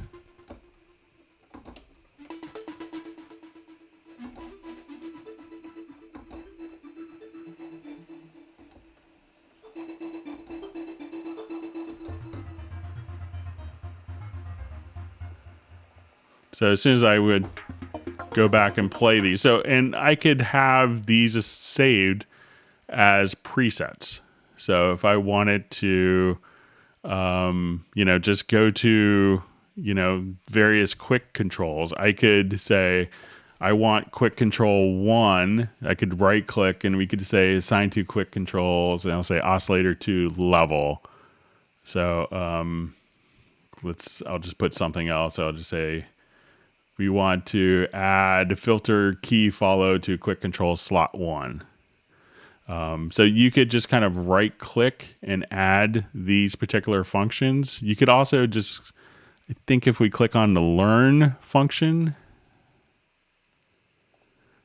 I could move a knob here and that would assign it to the quick control. So if I click on this slot, I could say I want that parameter.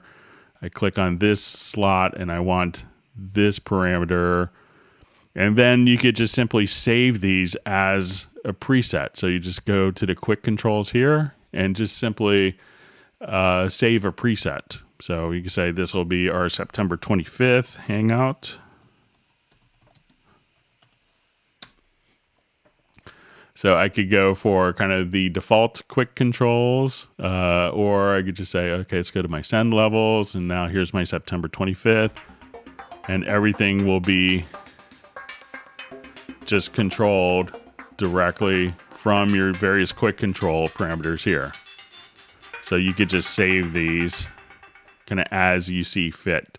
So just, once you assign the quick controls, and the learn function is so useful, here you just click on a slot and say, oh, I want that parameter, and that would automatically assign that parameter to, this particular slot, and then just save it as a preset and activate the preset when you activate quick controls, and you should be all set.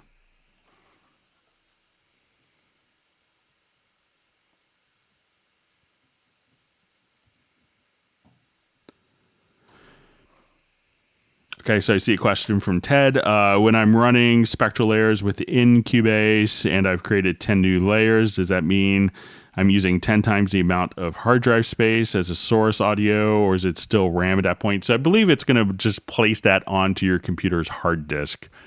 Usually hard drive space is, inexpensive. I remember we're thinking that when we had 1 gigabyte, that was such a breakthrough for hard disk recording. And now it's you don't even, get a drive unless it's a terabyte, so it's grown exponentially. So, but I'm pretty sure it's not putting that into RAM, that it will just have it as individual files.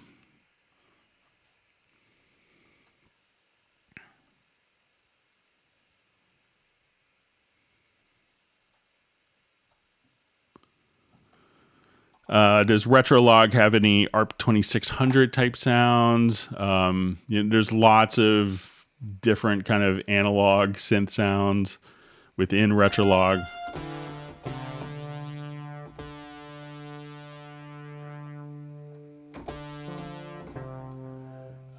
It tends not to go out of tune, but let's just say if I want it more, more analog brass.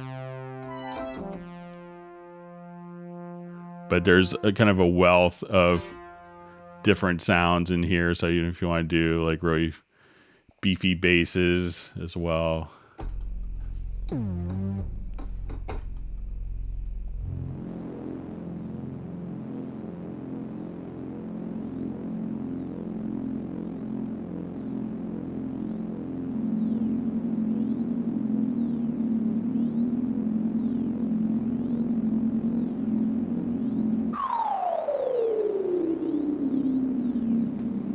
So all sorts of amazing things you can do with Retrolog. So I think you can get most kind of analog synth sounds and probably a bit more as well.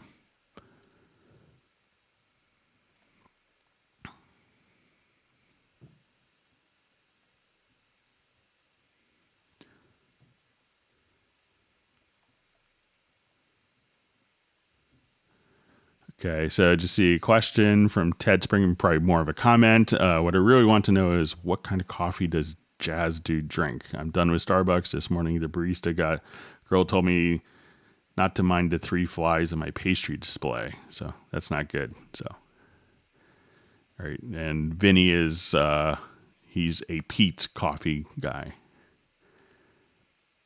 And French press is also good, I find. All right. If you're ever in Alexandria, Virginia, go to Old Town and go to Misha's Coffee. That's what I recommend. All right.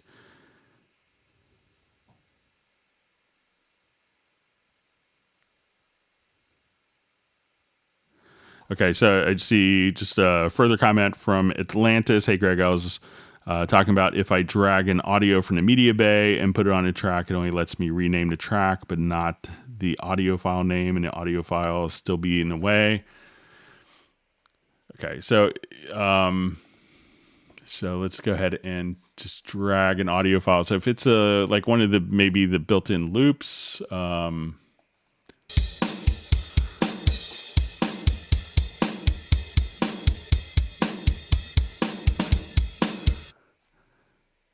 so say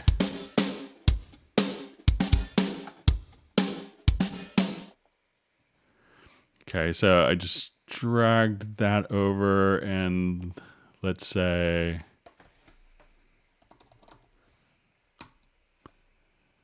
okay, so it could be that like it might be like a write protected file, so you can change the name here. That's not going to change it. I'll just reread this. So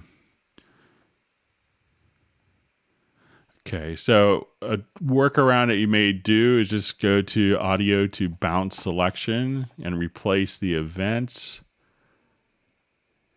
And then you'll see that the name will be carried over just like that. So if you go to the pool window and not the media bay, you could see that audio file just kind of renamed like that. So that's one quick workaround. But if it's like an audio loop, then let me just try just like a file from a project. So I'll just jump home. Let's get to our file browser, and I will just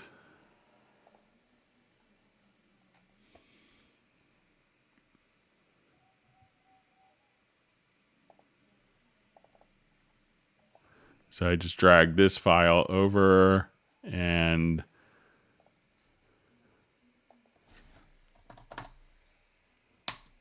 so it's just if it's like kind of content that's been kind of, commercially prepared for Cubase, you could do that. But other files, you could just drag them in. But if you wanted to just do a bounce selection and replace the events, you should be okay to work with that.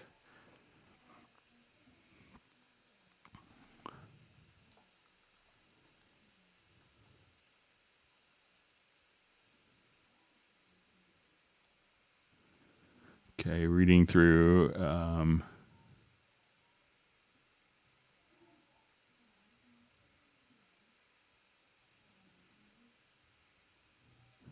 Okay, so more coffee discussion.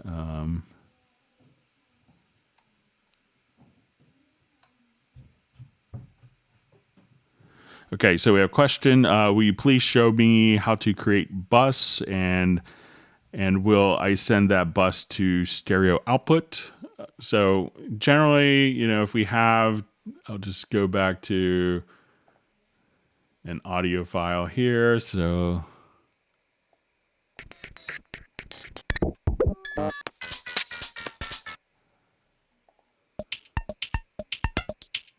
okay, so let's say if I want to send this file now to create a bus, so we could look at this file, and as we play, we can see it right here.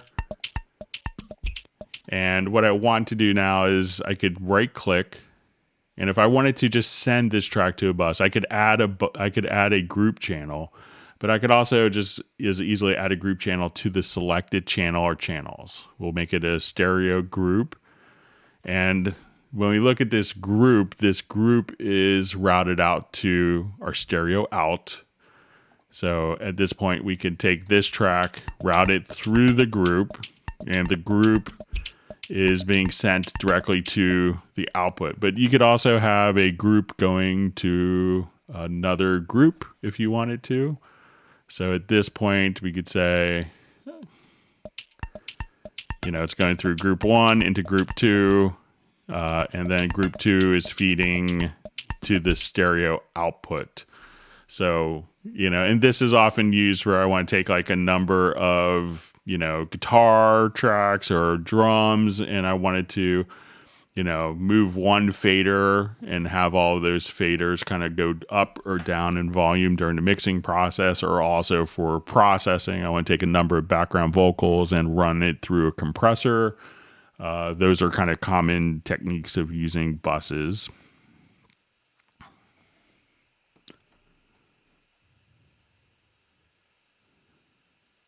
Okay.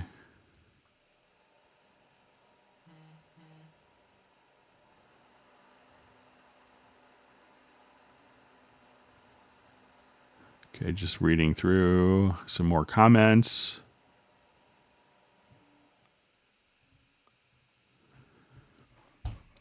So just see question. Let's make sure I'm not missing one. Okay, is there a way to help tempo detection along the way on a cappella parts and so on? So if you have a file where tempo detection isn't really working like 100% for you, and it does a wonderful job, but there's always going to be some things it may not catch.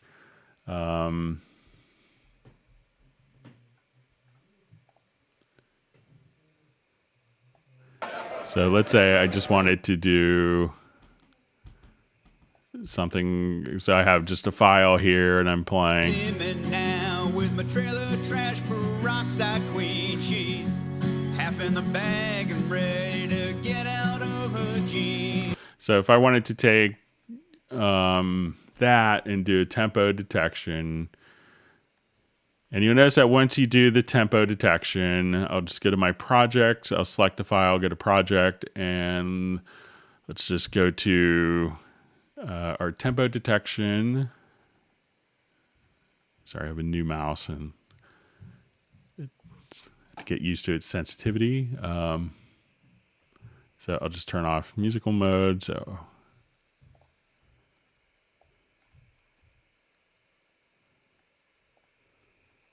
all right, so we analyze it, and as we do that, I'm going to. If you can see me now with my trailer trash peroxide queen. Now, when you do the tempo detection, you notice that it puts you into, basically a time warp tool. So I'm going to I'll move my tempo up to the top. And as we work with this, if we find that the tempo queen, she's half in the bag and ready to get out of her jeans. She's everything I need, but she ain't you. So if you needed to actually adjust the tempo, what you could do now is once you're in the time warp tools, you could move the bars or the beats based on different elements. And as you do that, that will do a reanalysis later down for all the subsequent tempo events. So you could just adjust here accordingly. So if you have like an acapella thing that may not be coming on every single beat, at that point you could just manually do that after the tempo detection. And then once you do that, every tempo detection after this point will be kind of recalculated for you.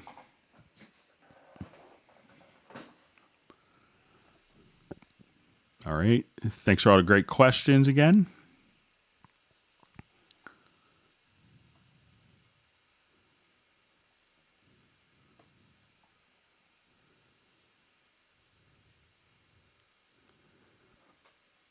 Okay, just going through more comments. So always these great discussions I miss because I'm so far behind.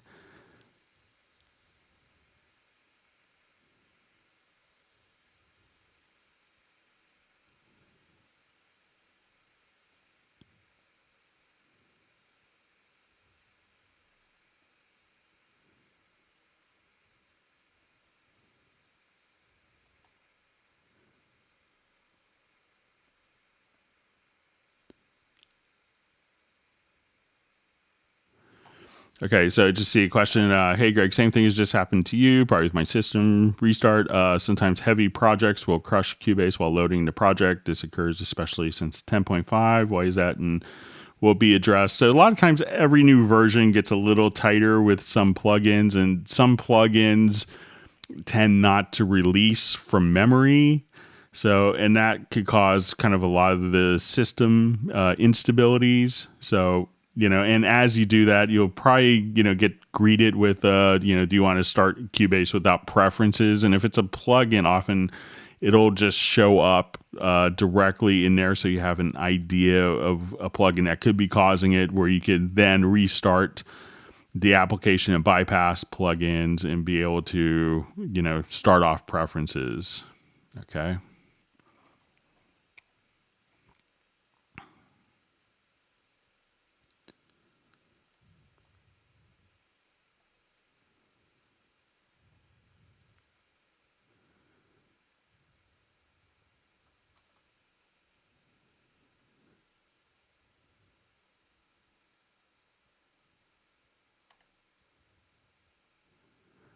Okay.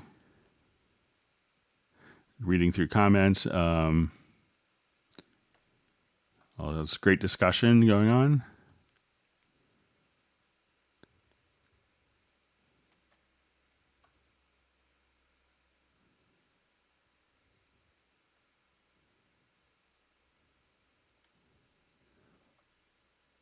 Okay, so I just see a comment about the LFO. It says, Greg, I've been wanting to know how to do this with the LFO. This is great. So good. I'm glad that it was helpful. Yeah, it's kind of, once you kind of get into it, you could do a lot of very kind of interesting musical things without spending tons of time doing automation. Okay, so just see, okay, so it says Cubase, it says PLC, maybe please give away Steinberg full bundle. So,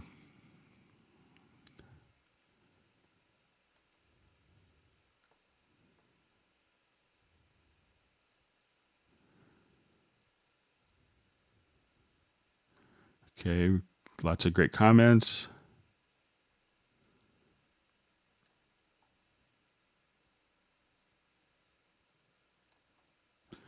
Okay, so we have a question from Paul Claridge. I'm trying to copy an entire row of MIDI notes, C1, and have another row on top, D1. How to do this in Logical Editor. So let's go ahead and take a quick look, make sure I understand the question here.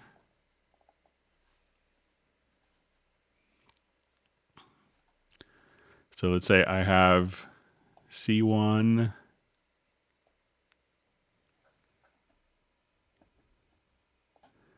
Here, I'll just make this larger here.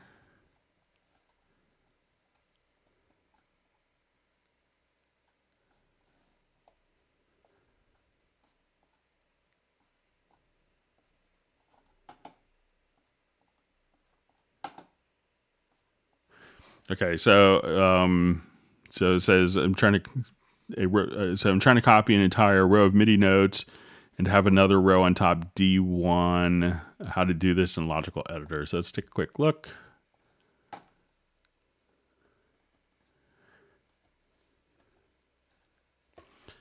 Okay, so let's pop over here to Logical Editor.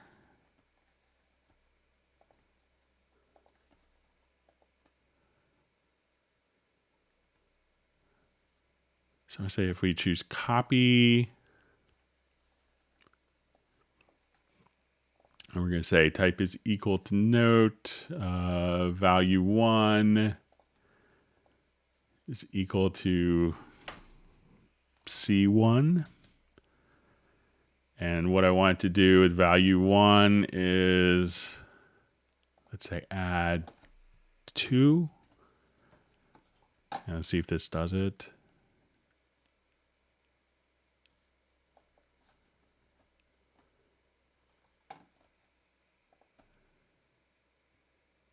Or maybe if we choose, I think it's insert. Yeah. So if you wanted to take, so I think if I'm understanding correctly, Paul. So if we do this, so we want to choose function insert, and we're going to say type is equal to notes, pitch is equal to C1 or value 1, and we're going to take value 1 and add 2. So and then hit apply. So that will take those notes and copy it up a major second. So if that's not what you want to do, just let me know in the comments. Hopefully we have a couple hour, maybe an hour, 45 minutes left. So we should maybe be able to catch up to that. But let me know if that did the trick for you. Okay. So I see a question from, or a comment from JVI. Hi, Greg. Love these Hangouts. Can we please all hit the thumbs up button? So I won't mind if you have thumbs up. And okay.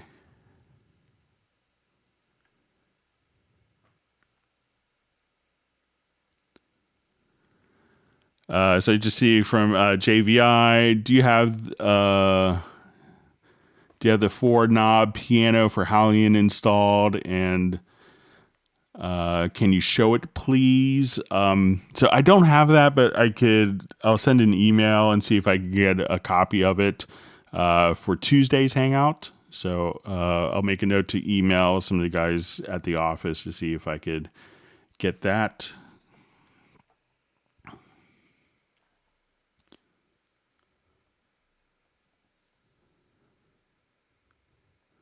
So we see, what about real automation touch latch mode in Cubase, like in Nuendo or Pro Tools?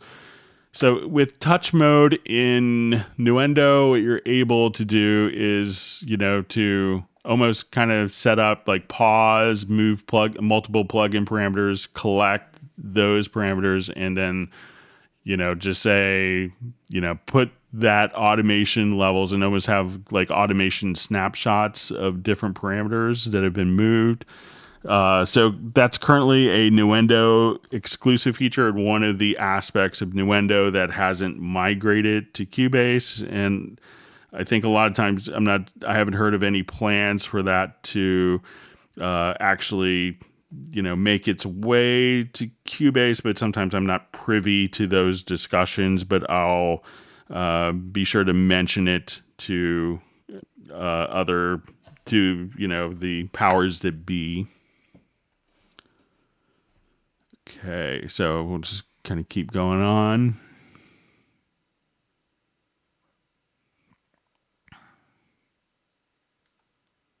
So lots of Star Wars and Cubase references, I think. So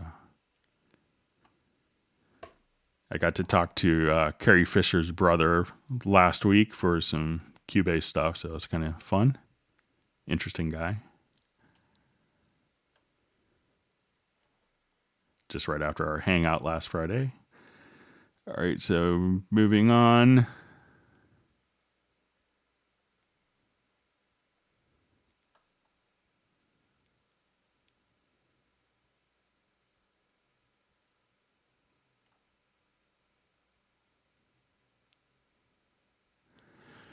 Okay, so just seeing, thank you, Greg. I used a loudness just from sub 403 in Cubase, but I also used a U-lean meter, and both of them are giving me different readings. Cubase is giving me a read almost double U-lean.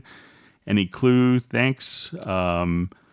So I've heard, people have brought it up in Hangouts that some of the meters, with other metering plugins that they don't match. But when they've, actually done, and I think that if you actually do an analysis of files in Cubase or Wavelab, one of the cool things that you could do with, you could compare kind of the metering statistics here. But if you select the audio file, and go to statistics, you could also just have it do an analysis of the file and look at what your loudness units are here. So I've heard that there's discrepancies with other plugins, but I really, I think that probably the Steinberg one is pretty accurate. And a lot of metering plugins aren't so accurate, but I haven't worked with the U-lean. But I could see if I could check it out if it's kind of like a freeware thing. Okay. So I see Paul Claridge saying these Hangouts are the best. I hope they're useful. Otherwise, I'm spending a lot of time wasting my time. But I want to help people, so it seems like it's appreciated. So.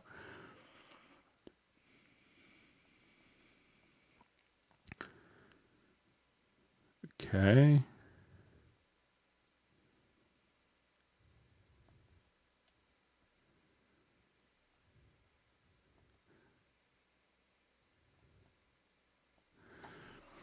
Okay, so we have a question. Can you please show the quickest way to edit a waveform in an audio track? It's slightly different in 10.5 compared to my previous versions. So I think, if it's just like, the waveform, in 10.5, introduce kind of a, it could be that, I think the editing functionality is the same. One thing that may have changed is they combined kind of the selection or the object selection and range selection tools.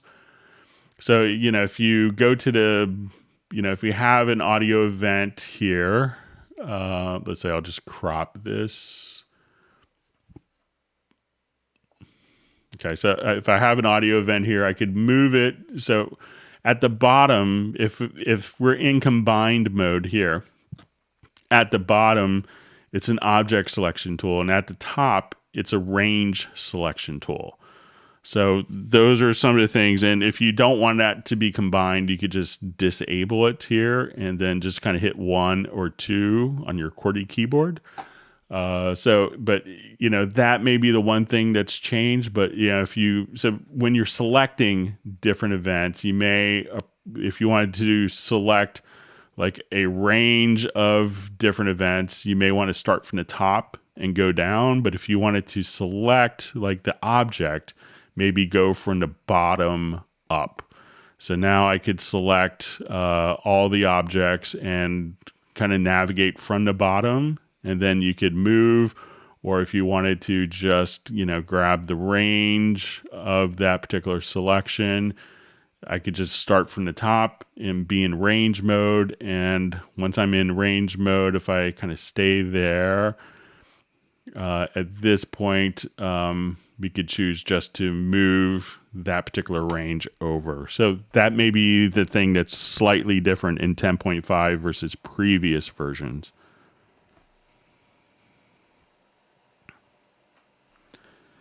All right, so good to see Sir Robert on the Hangout from Atlanta. Longtime Steinberg fan.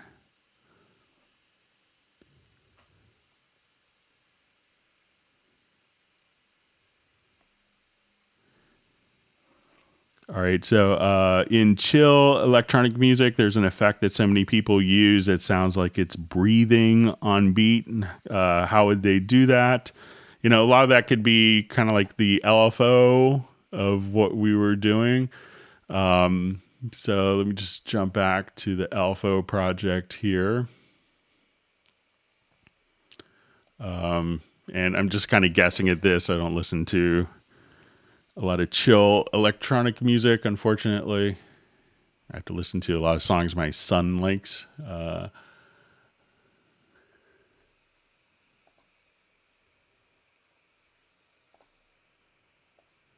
All right, so let's say if I just have like, I'll just turn off the LFO on this.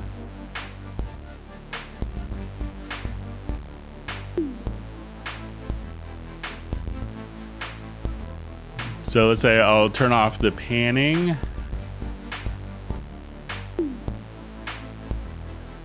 And I could just kind of make this.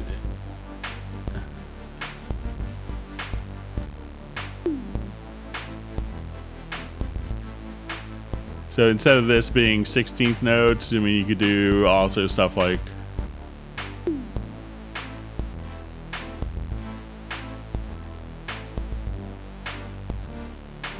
So you could just have that synth.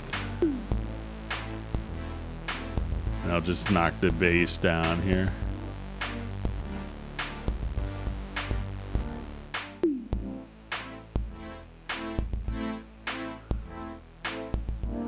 And sometimes you can get interesting results doing something.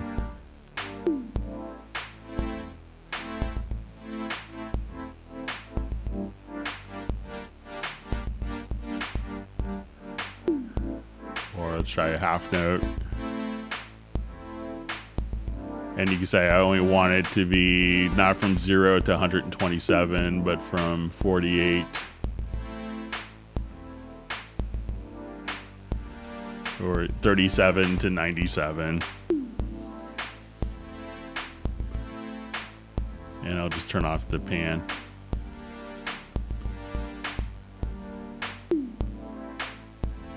So maybe something like that, but just kind of doing LFOs where those changes can just kind of be completely automated.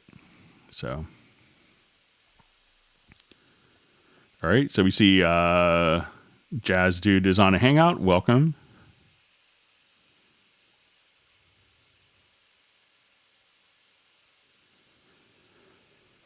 So I see a question. Hi, Greg. What can I do to make a main vocal track appear more in the front, middle of the song? Which effects? It's probably actually using less effects that could get you there. So let's take a listen to a quick example.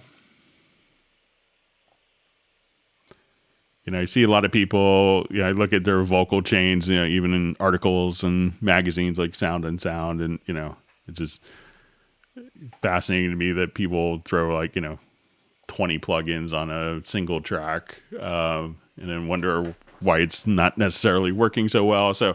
But let's go ahead and give this a little, I'll take this vocal. So a lot of times what I hear people doing is just kind of, or putting, let's say, a delay on your vocal.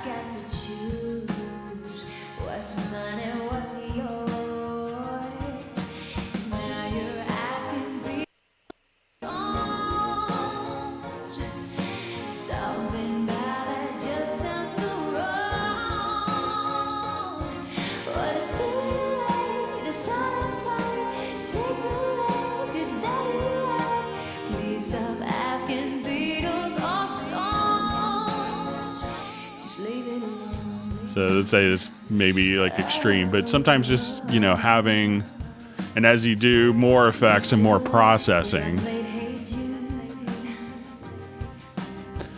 try to just use less processing.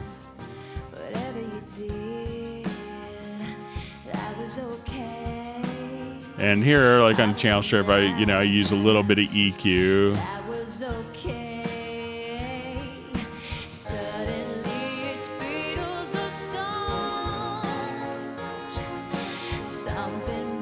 And just a touch of compression. But if you go overboard,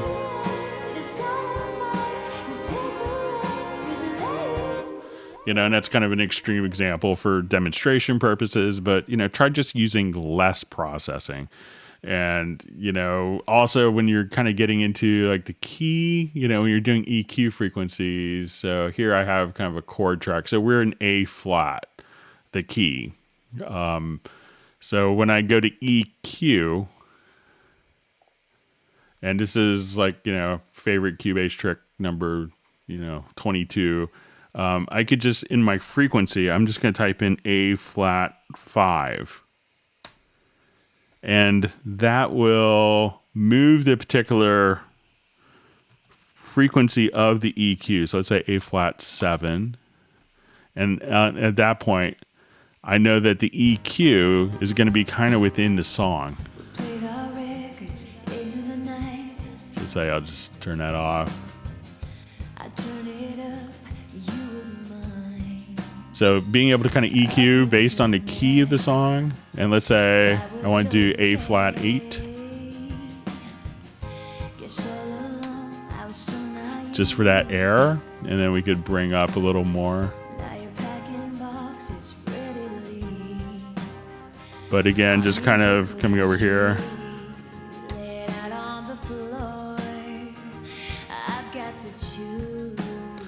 So, when you do EQs, EQ to the key of the song, and that could make the vocals kind of work. And a lot of times, one thing I've found, especially after doing a lot of very audio stuff, and I do a lot of vocal mixing on one particular project, and I found that once the vocals were really in tune, that they sat much better in the mix, and there wasn't, kind of this almost like frequency smearing when the vocals were low out. And sometimes you want vocals to get that tension, going for like the blue note. But sometimes being able to have the vocal in tune can make it sit in the mix better, where you're not doing as much processing. So a couple of suggestions.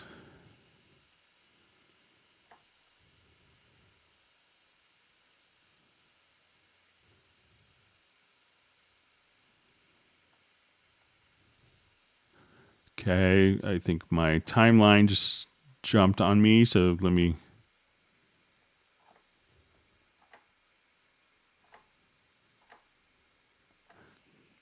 I'm just scrolling back to have my chat field.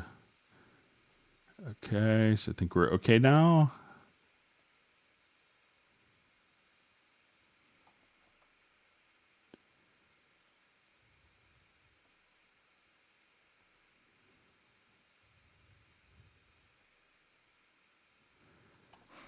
Okay, so we have a question. Hi, Greg. Can you explain the difference to set processing precision 32 or 64-bit and bit depth 16 to 64-bit float in record file format? So a lot of times, when we started Cubase, it was with VST. I want to say when SX came out, everything was kind of 24-bit. Recording at that point. We used to have VST 24, like a special version. The high-end version would record 24-bit, and other versions would record less. And as audio interfaces started coming out, that, it was a big thing when 20-bit converters came out 20 years ago, maybe 22, 23 years ago. That was a big step up because we could get above the quality of a standard CD resolution. And now it has become very common for 24-bit capture. So you have a 24-bit word that's being captured. If you record a 24-bit audio file, and then you have a number of 24-bit audio files, and you're summing them together, and then you're adding additional processing, such as EQs and effects, if you want that to not to include the extra processing, the extra information, and you're already at the 24-bit maximum resolution, that's when you would go to a 32-bit floating point for all the processing precision, so that you had extra space. Think of it as, and I've made this analogy before in Hangouts, like a suitcase. You go on vacation with a fully packed suitcase, and inevitably you purchase knickknacks, maybe gifts for friends or whatever, a shirt, and then you have to get all the items that you purchased while on holiday in your suitcase that was packed to start with. So with a 24-bit fixed point suitcase, the contents would either be compressed or you'd have to throw some items away. Whereas a 32-bit floating point suitcase would just kind of expand to accommodate your new purchases. Now, recently, within the last 2 years, I think with Cubase 10 and with the release of our AXR4 interfaces and currently our URC interfaces, so even our URC 22, which is like $169 in the US, I believe, that is a 32-bit integer converter. So that's actually capturing a full 32-bit word file. So to accommodate the mix engine with that, we can now have 64-bit floating point to add to accommodate the extra information and processing information of the effects into without degrading the original 32-bit file. Now, people often ask if it's, should I have everything when I go to my VST audio system to 32-bit or 64-bit processing precision. So most of the built-in, I think just about all the built-in plugins in Cubase now will work at double processing resolution. So like a reverb tail will be twice as much data for the calculations for it to be smoother. And it could be subtle for a lot of different types of music. And I've shared this story before, but my good friend Greg Lukens, who's one of the most amazing individuals I've ever met in my life, just truly spectacular. And he's also, knows more about audio on any day than, he's forgotten more about it than I will ever know. And he's a blind mastering engineer. So when it first came out with the 64-bit floating point precision, I just did the same exact mix and I emailed him 2 files. And I was like, tell me what you think. And he was just like, this file is better. And he called me within 5 minutes. And it's like, this file is better. There's something kind of different about it. I don't know what it is. But this one's definitely better. And he has, in his mastering room, he has Meyer X10. I think they're $85,000 each for his speakers. And it's like a really super critical listening environment. Now, you just go over there just to listen to music and get the Greg Lukens experience, which is so incredibly wonderful. But, he immediately could hear the difference. So he was kind of my blind mastering test. So think of, you can have the full audio range captured at the converter stage, and you could have extra information in 32-bit floating point for 24-bit word, or 64-bit floating point for a 32-bit word, so that the extra information from the mix engine could be incorporated without degrading the original audio signal. Okay.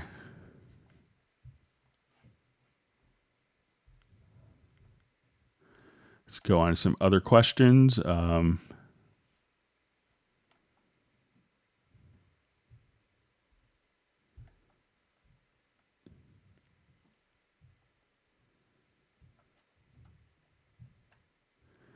so I see Jazz Dude kind of weighing in on different processors, so I'm glad you're able to contribute to the discussion.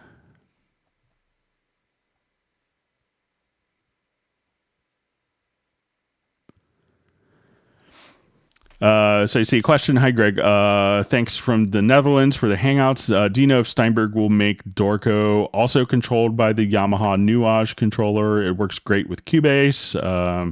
I saw you have Dorco too. So I haven't heard of any plans for that. Currently Dorco, while you have a mixer, you can't really automate it. So I'm not going to rule it out, but I would say that it's probably not the highest priority for Dorco development team to be working on, or Steinberg. Unfortunately, everything has a priority, and we'd love to have, every single feature, but, it takes a lot of engineering and a lot of coordination and efforts to do that. So I wouldn't anticipate it, but I will pass it along as a suggestion that people may want to. So.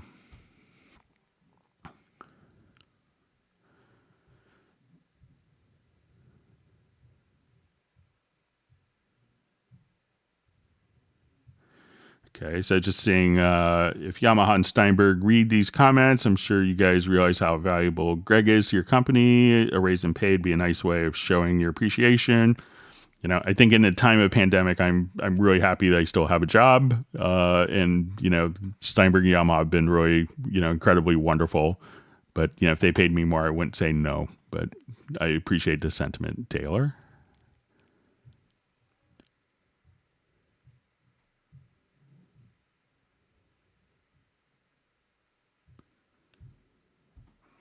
Okay, so just seeing question. Hi, Greg. To get to proper LUFS, should I use the pre-gain or just the level fader? You know, it's just whatever gets you to that level. You know, so if you're at the point where you have a really low signal and you crank the fader all the way up and it's still not loud enough, you could use the pre-gain, or you could use the pre-gain to kind of actually, you know, take away gain so that you can have more range within the fader. You know, so if it's way too loud when you're like halfway up on the fader, you know, you could use the pre-gain. If for those who aren't familiar with the pre-gain, so let's say if I go to a particular channel, you have this pre-gain here, and this could actually give you an additional, not right there, but here rather. So sorry. So if you need like an additional level of gain or padding to a track, this will actually kind of happen before the signal hits the channel and it's pre-fader. So this way you could just say, I want this. So it's really kind of, you know, whatever, you know, your channel is kind of feeding to, you know, further down the pipe is what matters. How you do it here, this combination of pre-gain versus fader is really however you set it. But, you know, if it works, it works.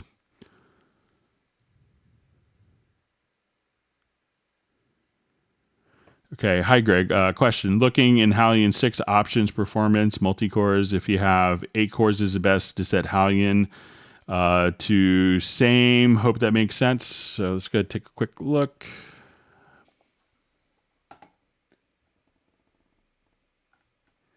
So I think I have a Hallian 6 here.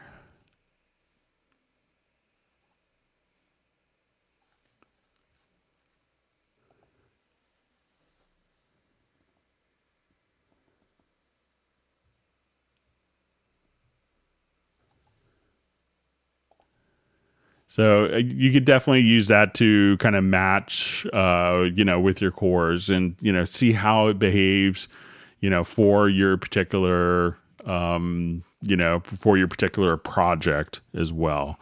So, you know, depending on if it's doing more synthesis, that may utilize more cores, or if it's just playing back samples, that may utilize more RAM and hard disk.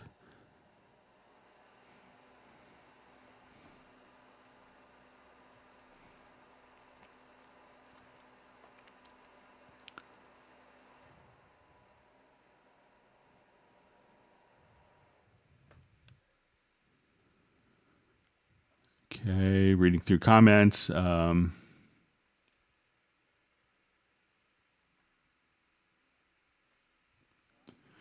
so I see Jazz Dude ran into Ambient Dave on another live stream hangout, so that's and says he's doing well. So it's great to hear.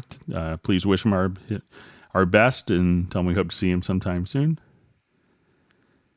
Okay. And Jazz Dude has responded he's a cappuccino drinker. All right.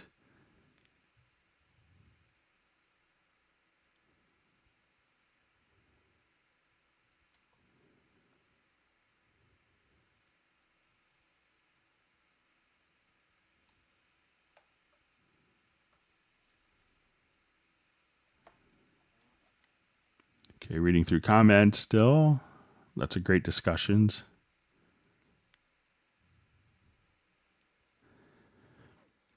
Okay, so a question from Michael, co-mastering. Good to see you on a hangout, Michael. How can I make sure my media for Hallian and Groove Agent are downloaded and installed in the correct place? When I go to drum set presets or sound files in Hallian, the majority are missing. Is there a way to confirm file and location, complete sounds, presets, download? So one of the great utilities is a Steinberg download assistant. So let's say if I want to come, not to download assistant, but there's a library manager. Let me see if I have an icon for that here. So go to your Steinberg library manager.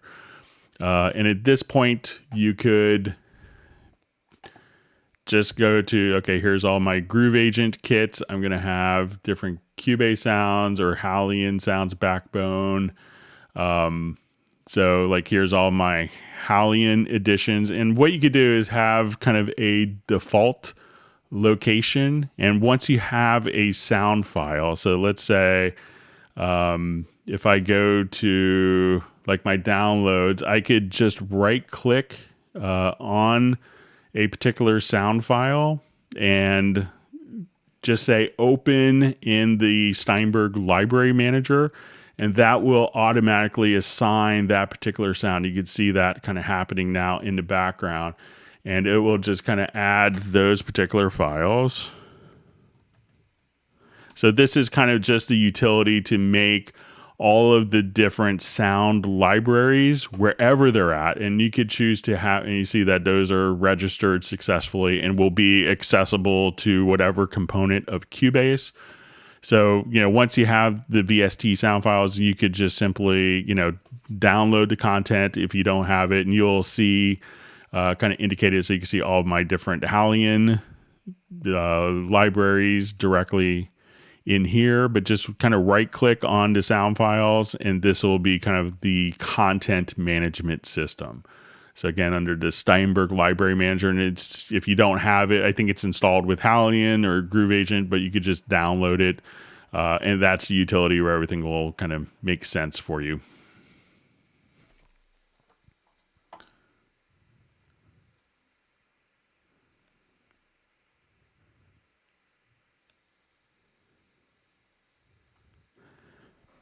Okay, we have a question. Is there a way to set vary audio to 432 hertz instead of default 440 hertz? So what you could do is, if you wanted to just take the audio file here, and you could set, if it's recorded at 432, just try hitting -8. And that's going to be able to pitch shift everything down 8 cents, like from 440 to 432. And then as you do your very audio editing, you move it to be in tune within very audio. So while you move it to snap to what it thinks is 440, it's actually playing back at 432. So give that a try, and I think that will help with that.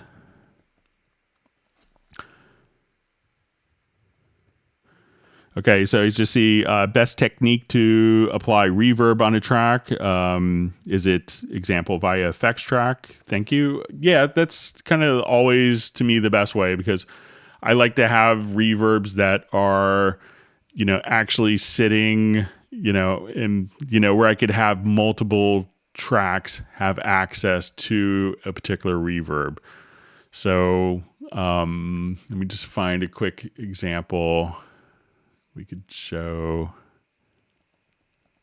just kind of change up some of the songs here real quick.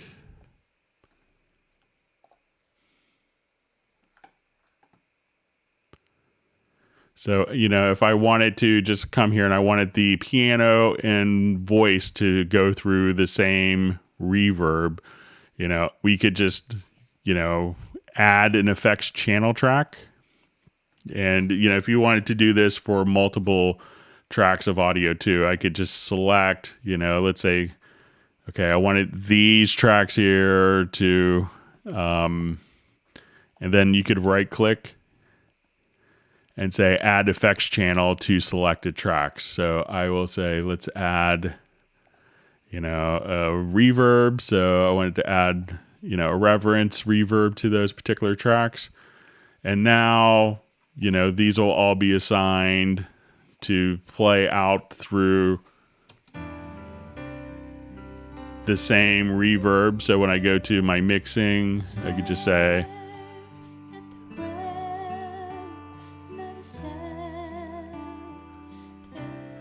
okay, so it'll just come over here to the audio characteristics of that. So.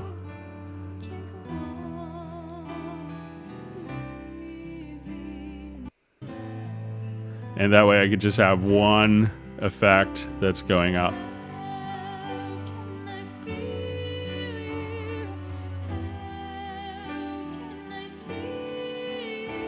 So, I see a lot of people that, have 16 tracks of audio and they put 16 reverbs as inserts. And that's a great way to kill your CPU unnecessarily.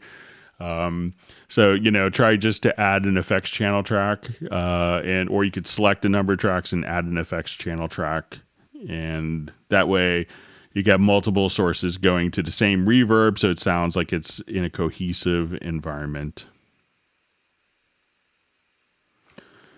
Okay, we have a question from Dave Baker. Hi, what is the purpose of the fader on the MIDI channel, please? So when we have MIDI tracks, now MIDI tracks aren't necessarily assigned. So we come here to the grand, and when we're listening to the piano here, we're going to see that this is a MIDI fader for this. And this actually writes MIDI CC7.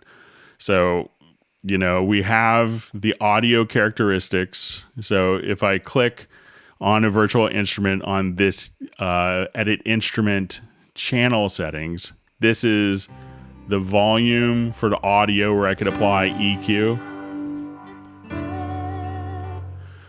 But if I just wanted to control like MIDI CC7 for volume, that's what this MIDI fader is. So a MIDI track can have volume controlled via the MIDI volume CC message, the continuous controller message, as well as the audio for, if it's a virtual instrument, the audio for the virtual instrument could be controlled as well. But sometimes if you have an external MIDI device, you can still have automation of the external device, even if it's going out to, like, let's say a line level mixer, and then you're kind of combining that with the audio. So if you have a MIDI device, it's not necessarily going to be included, especially if it's an external device, and the audio outputs are going into a mixer. So that's why you have kind of a separate MIDI volume. Specifically, that's your MIDI CC7. And we still have a lot of composers that do their mixing and they write in MIDI CC7 for their automation because they know that it's going to be repeatable, and that when they hand it off to doing notation stuff, that that will be included in a standard MIDI file, so that automation could be translated over. So with a virtual instrument, and that's going on to an instrument track, those two will basically be tied together so that an instrument track will not separate the MIDI volume from the instrument volume, because we know that there is an instrument volume. But a MIDI track could be going to a non-virtual instrument, and there's no other way of really controlling the volume in Cubase easily. You could set it up as an external instrument, but it could kind of sometimes leave the Cubase realm and be out of control. So that's why there's two different volume faders for MIDI tracks, for the MIDI volume as well as the audio characteristics of if it's a virtual instrument being used in a project.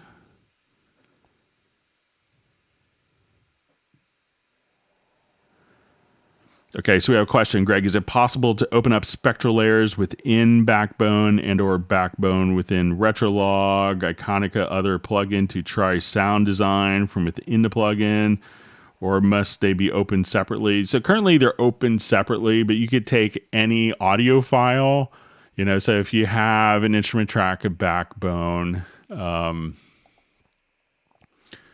and any audio file that you have, you could just kind of drag and drop directly into Backbone. But currently it's not set up where it's going to pipe the audio out of one instrument into Backbone. And Backbone is often going to be, triggering and manipulating samples and being able to kind of work, with your different samples here. So you have, I think, up to 8 different samples to work with. So it's really not intended to, in real time go with that, but you could, have an audio file, drop that audio file directly into Backbone here. So I think even if you wanted to just take, different samples, you could just, drag and drop right in. So, but you could kind of couple them together, and, take files from one and drag and drop it in and out.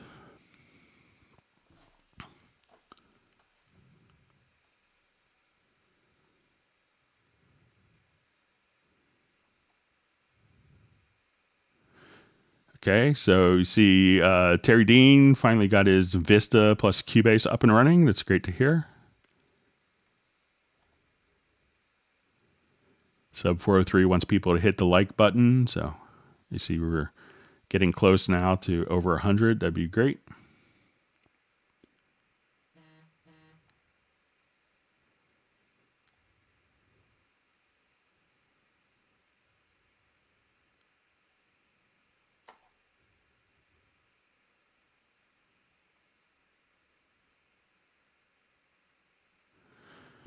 Okay, in Wavelab, so we have a question from Michael at Coast Mastering. In Wavelab, if you hold down Command Alt key, the cursor temporarily turns into a zoom tool. How can I enable this function in Nuendo? So I don't think that is in Nuendo, but I think if you could switch to the zoom tool. I think it's hitting 6 on the computer keyboard, and being able to zoom like that. And if you have the zoom tool selected, you could double click to kind of go back and forth. You can do zooming like this, which I think Wavelab is the first program to do way back when. So let's say I want to drop zoom just on my samples like that. You're able to. You could also, I think, with some modifier keys and the zoom tool. So if you hold down, I think like Command Shift, you could kind of just zoom in and out like that. And again, just double click and you could go directly back to Nuendo. But I'll pass that along as a feature request in Nuendo for you.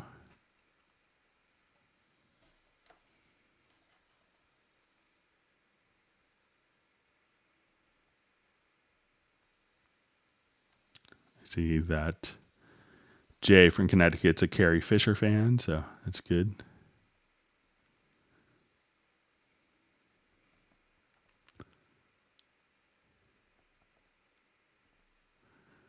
Okay, so I see a comment from Kerwin Young. These Cubase Nuendo Hangouts are definitely not a waste of time. These are excellent. I'm constantly learning new things to enhance my workflow. That's great. That's kind of the whole intention of this. Okay, so...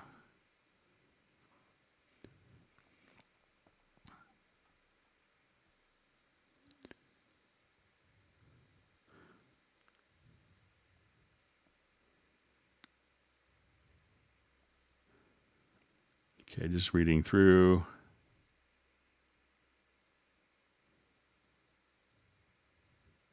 See a comment from Jason. I use Auto Alpha a lot. It would be nice to see an update where you could draw your own curves. So...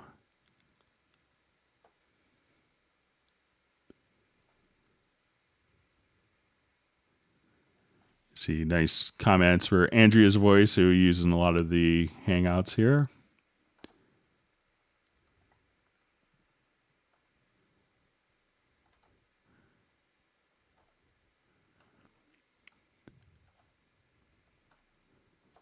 Okay, my timeline jump, I think I'm kind of back to where I was. Thanks for everyone's patience.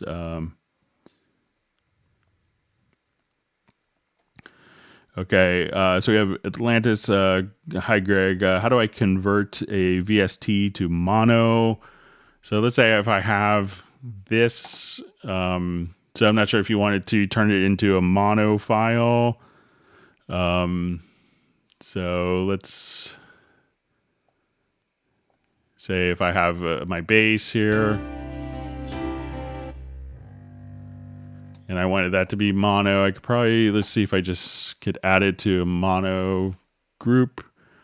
So I will just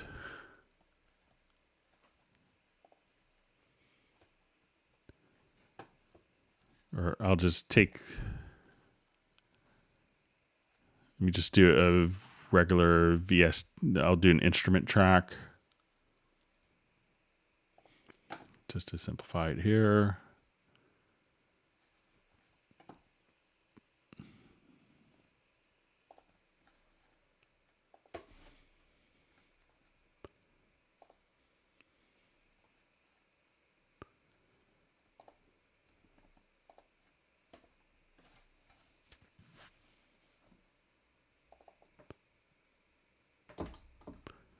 All right, so let's say I have,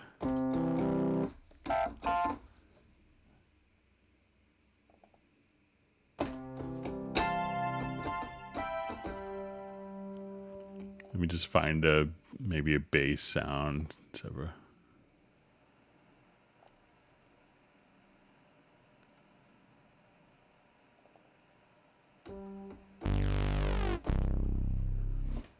Okay, so we'll pull up a preset called Coffee, since we had a lot of coffee discussion on Hangout today. Okay, so I'm going to add a group channel to this, and I could just say, let's make it a mono group. So I will add,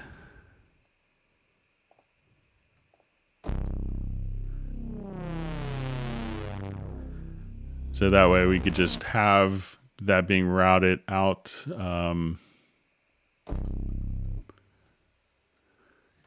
And let me just, so we have this, I'll just say,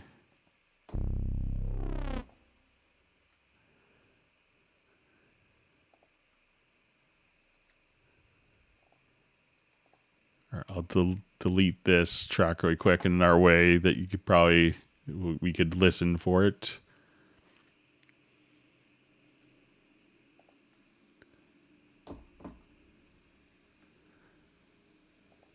So I'll send the audio out of this instrument to our stereo out.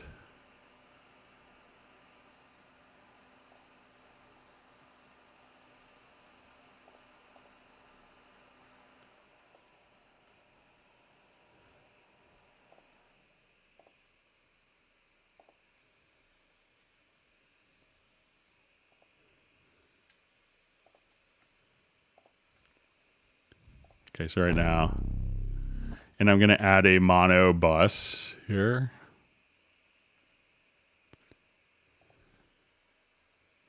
And we'll keep that mono. So we'll send to our bass. And in my sends, I could just send this. So if you want it to be kind of more for mono processing, I'll just send it to, I'll send this to group 2.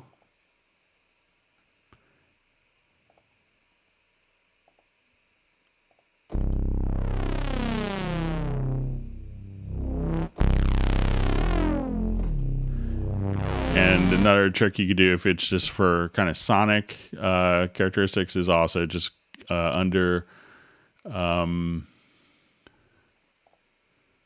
spatial panner, if you go to the mono to stereo, so you have it kind of very wide there, or very narrow.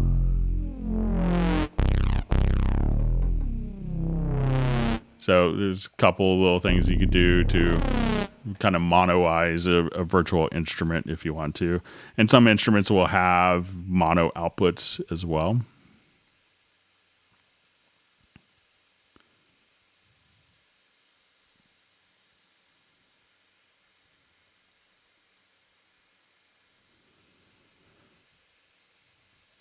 Okay, so I just see Greg was answering my question earlier about the note expression. Thanks. I did a note, used a VST plugin. I used the Cubase sampler with an 808 kick, and all notes got affected. So I think that it's going to be more. I'm not sure if the sampler track is actually considered like I'll give it a try really quickly here.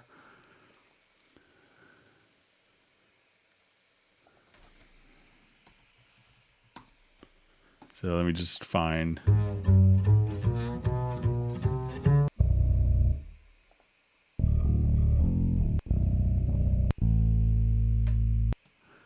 Okay, or let's just say I'll just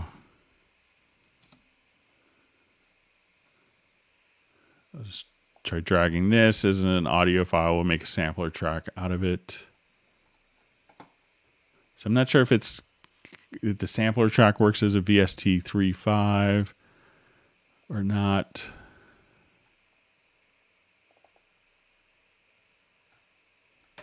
Okay, so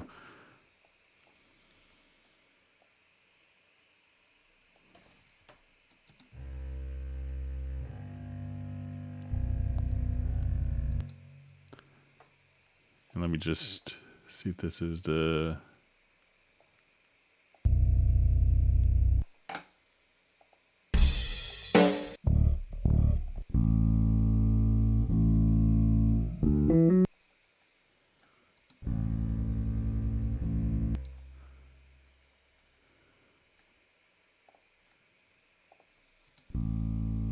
Okay, so we have kind of just a bit of a longer note here.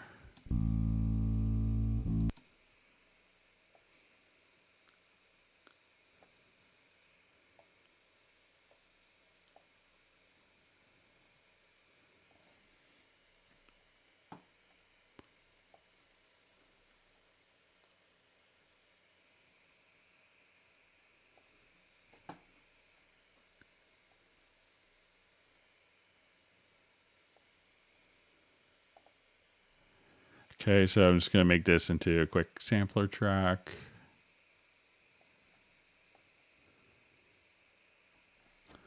Okay. And I'll go ahead and just play the sampler track.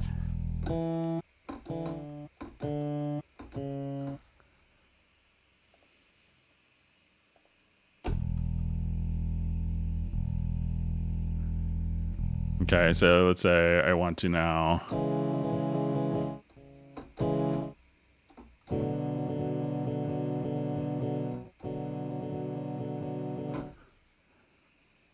So I'll just record. All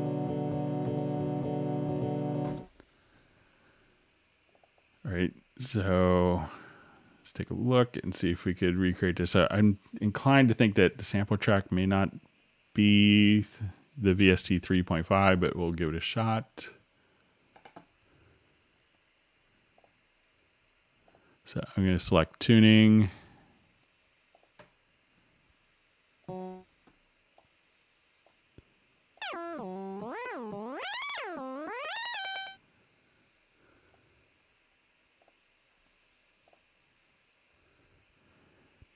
And let's go ahead and look at our note expression data here. So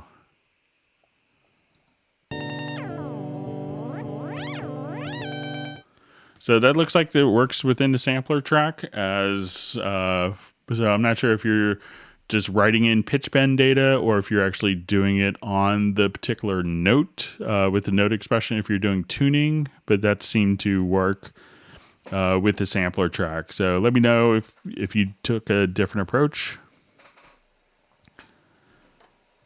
Okay, so see, we answered Paul Claridge's question, so glad to hear that.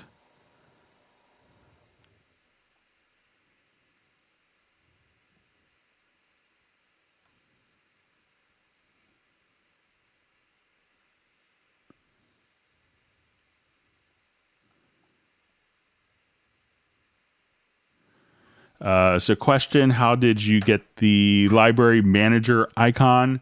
So I just downloaded and installed the program, and I just, on the Mac, I dragged it to my dock. And that's really all I did, but it's just a free download you could get from the Steinberg website. It's installed with a lot of the instruments like, Groove Agent. I believe it's installed with Cubase as well now. So. right, so question. I have a question about quick controls. Are the in studio setup quick and track controls assigned MIDI CC unavailable as general CC anymore?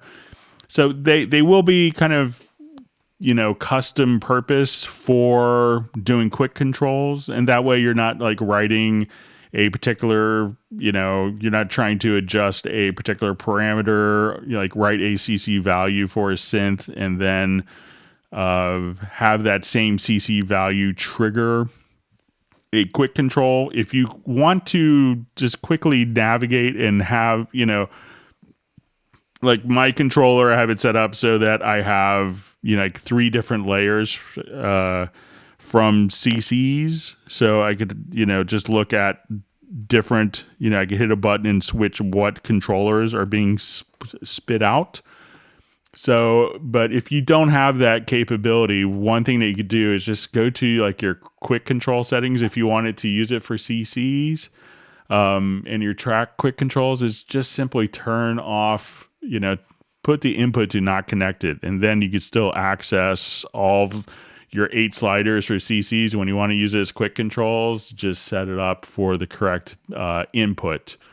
And then that way it'll be decoupled from the, decoupled from the quick controls, and you could write standard CC data. And then if you want it to be, tied to the quick controls, just, turn on the MIDI input.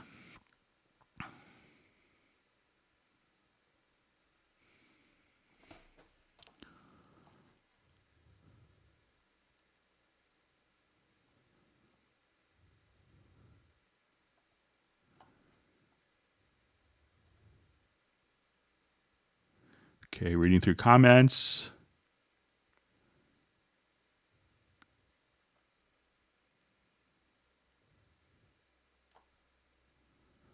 All right, so a question. I wanted to mix vocals, and when I put a delay on the main vocal, the refrain was not hearable anymore. When I deleted the delay, I could hear the refrain again. Is my PC maybe not powerful enough? Usually, if your PC isn't powerful enough, adding a vocal wouldn't cause it to be, to not be audible. So generally, like when your computer is not powerful enough, you start to see it run very sluggishly. You may have kind of playback, skipping, and kind of extreme amounts. But to me, that kind of sounds like perhaps like maybe a vocal, like a plug-in routing. So I'm not sure if you're running it. If it's being used as an insert or a send effect, that could matter. But a send effect may do the trick. So I would try that. And I see Agent K just suggested that right below as I scroll down.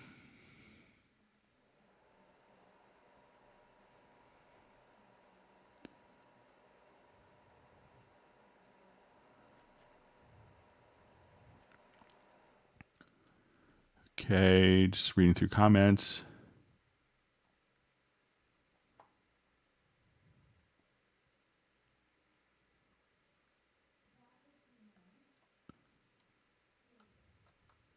All this great discussion that I miss. I have to come to and hang out and just watch and participate in discussions. You guys have so much fun.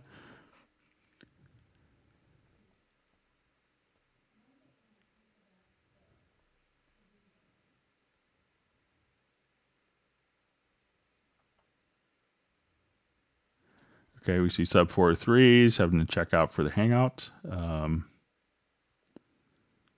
see hopefully in the next hangout.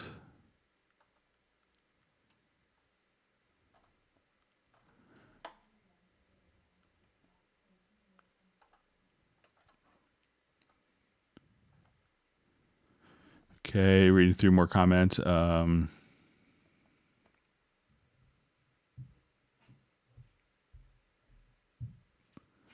So regarding the delay causing a track not to be heard, the refrain was on a different track, so it should not be affected by the main vocal and the delay. So I think it's probably going to be something with routing in your project. So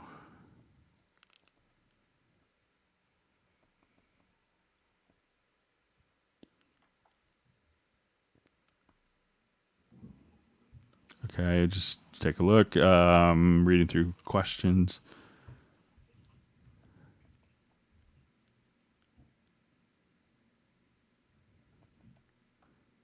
See, Gareth is going out for cake.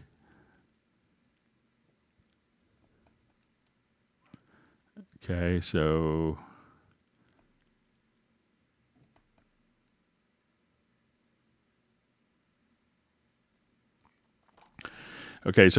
I see off-topic question. Why can't Cubase be used to input metadata other than basic song title, artist, album?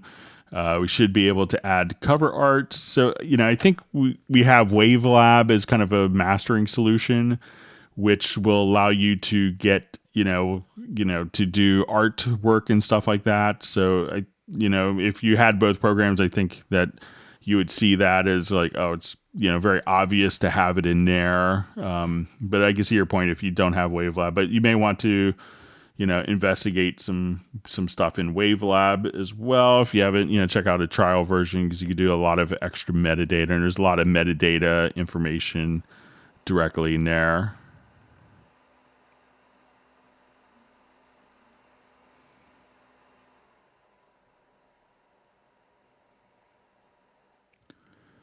Okay, so we had a question from Frank Weening. Is there a way to see all incoming MIDI events and CC messages, like an event log file?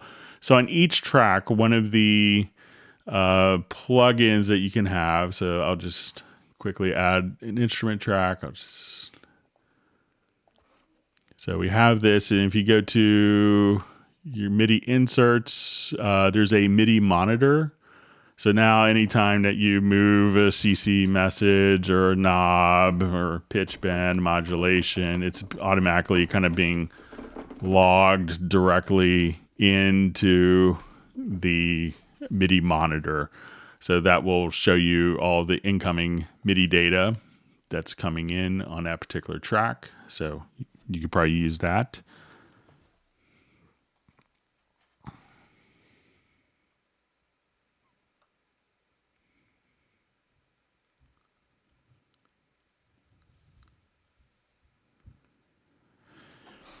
Okay, hi from Canada. Any chance you show us the best way to make custom 808s with stock instruments that come with Cubase 10.5 Pro? Thanks for doing all this. Awesome.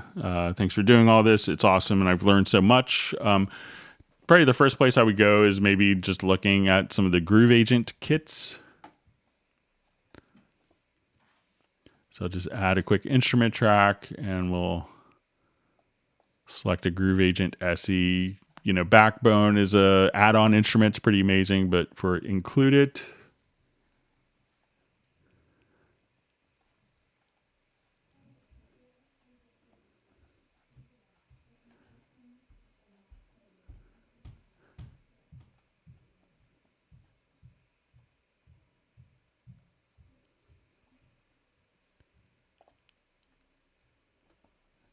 okay, so I'll just try randomly some of these.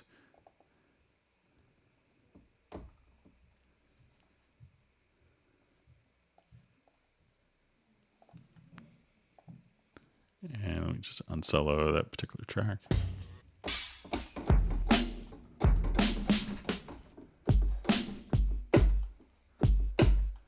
So some of the tricks that you could do is like as you're kind of just see where I am. So if I wanted to come here, I could select. And if you want to say, okay, let's just pan. I wanted to, so let's just make this a bit louder overall so you can hear it a little more.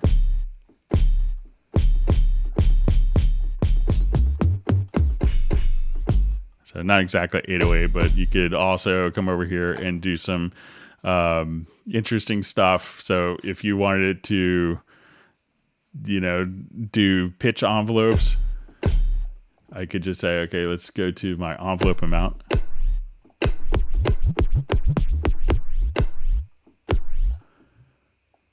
Kind of come here and, do all sorts of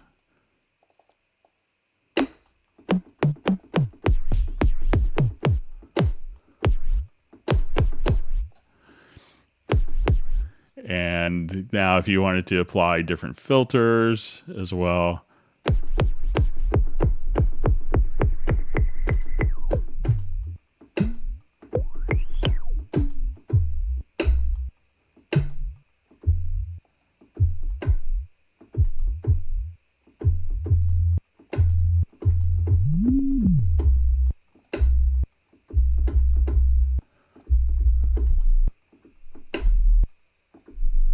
and getting into different amplifier sections. So if you wanted to have different effects, you could have those. You could also do different sample manipulation. So, and if you wanted to do slicing, and you could also get into more like different playback modes. So if you wanted to be more vintage, like kind of 12-bit, or turntable, which is kind of a 12-bit but played like a 33 LP, played back at 45 RPM and slowed down.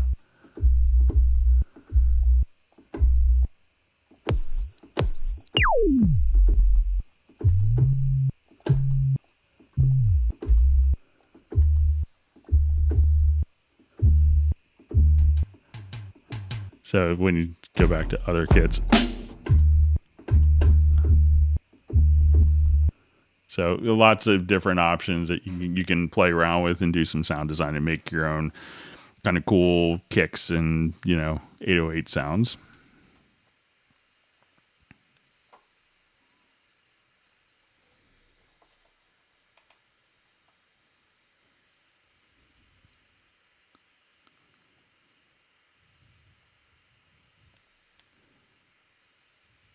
Okay, reading through comments.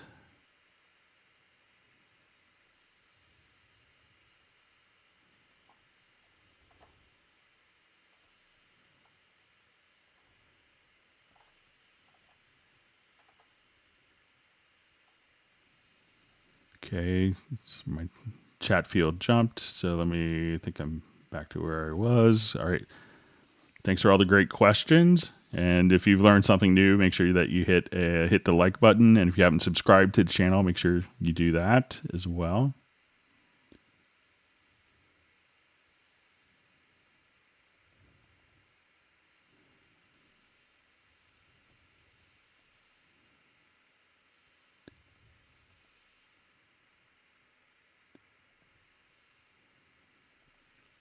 Okay, so I think it's Sable Winters looking for anyone in the San Francisco Bay Area looking to connect. So I think Coast Mastering is in Berkeley area. So maybe. Okay.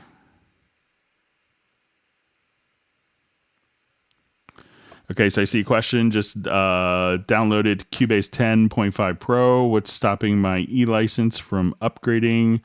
Without that, I can't get my Cubase Pro to operate. So, one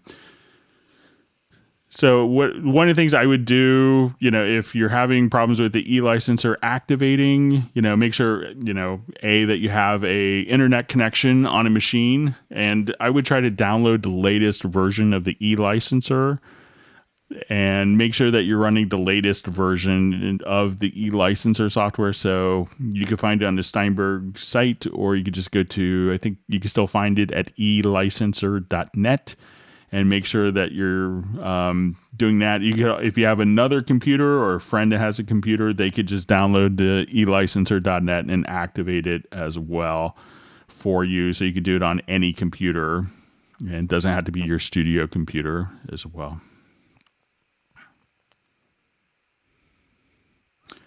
All right, so I see the note expression affected the notes after the note I edited. Kind of strange. Yeah, so it seemed to work kind of as expected for me. So I see Gareth will buy Backbone if it goes on sale. Think of all the operations you're missing with it, Gareth, by not having it now. So, and Gareth also mentions that Groove Agent is very versatile, extremely versatile, with multi-samples on each pad.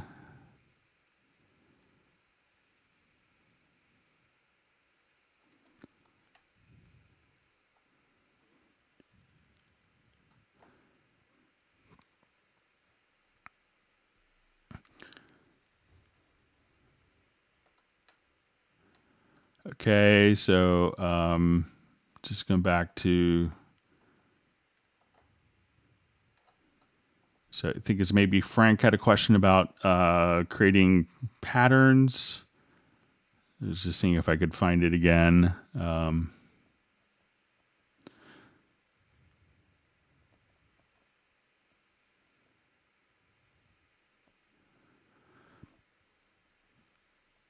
So I see a question from Frank. Can you show how to create custom patterns, or do I have to read the manual?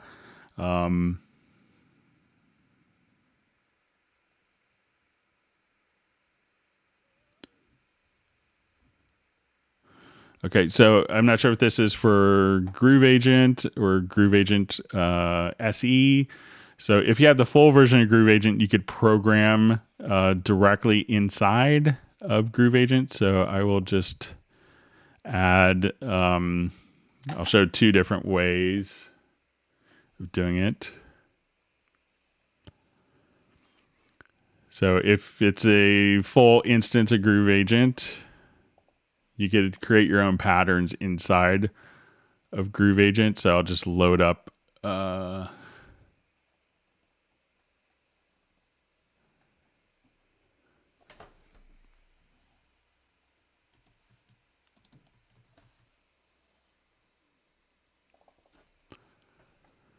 So, and this isn't the one that comes with Cubase, but if you wanted to, so we could have different pattern pads that you can have. But we can just click on the pattern here. So if I wanted to go to a new pattern pad, at this point, we could select, our tools. So say, while this is playing, I can just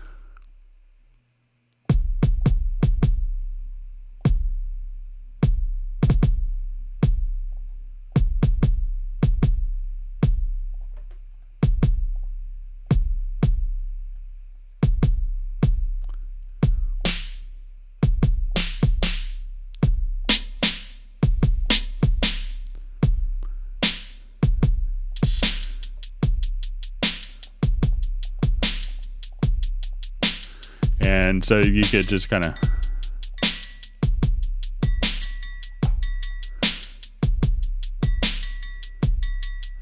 and let's say if I wanted this to be more 16th note triplets instead on this particular phrase, so I'll just kind of paint in kind of different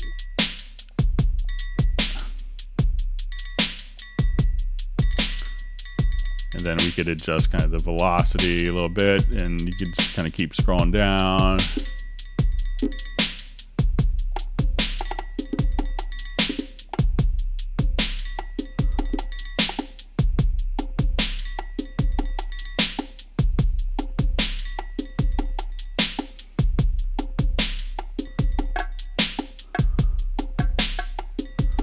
So that's like kind of using the full Groove Agent. You could do stuff like that kind of very easily, but there's also a MIDI plugin that you could open up called Beat Designer, and this will allow you to kind of make your own, very similar kind of, beat editor programmer. So those are, and you could also use the drum editors, incredibly phenomenal for a lot of stuff like that as well.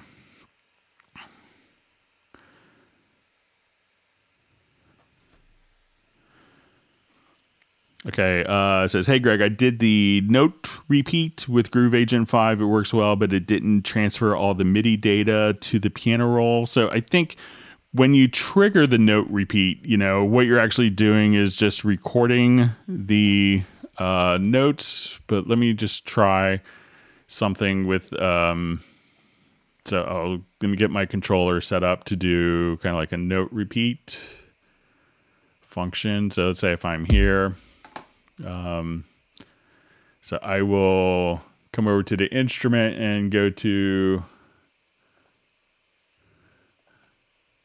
the performance tabs, and let's go ahead and activate.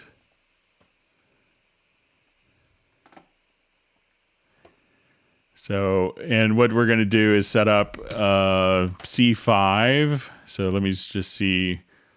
So I wanted to do this pattern here, so we could just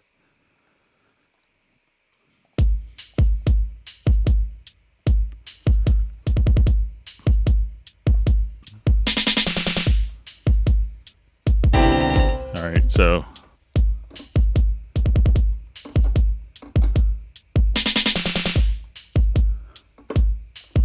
okay, so let's see if I can get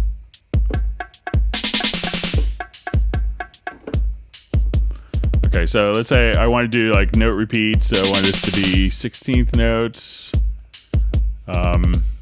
So when I hit this particular note and I wanted to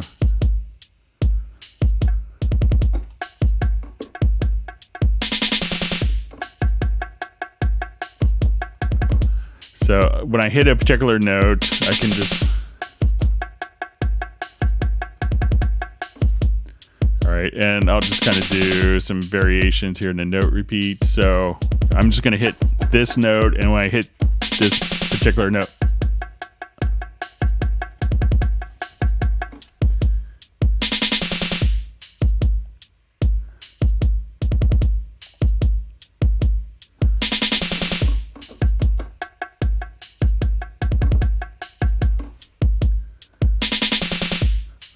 all right.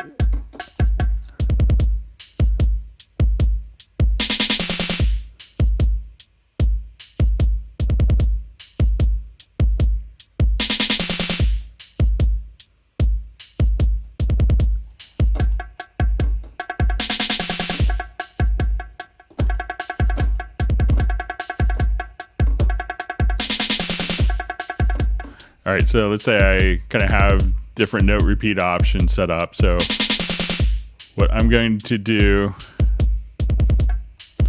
is on this particular track is set, I don't know if this will work, but I'm going to set Groove Agent as the MIDI input.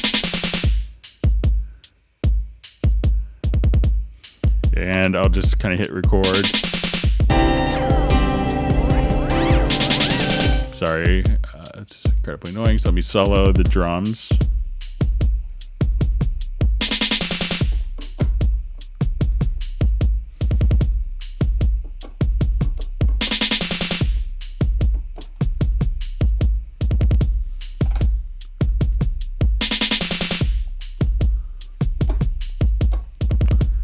So let me see if I take it out of record.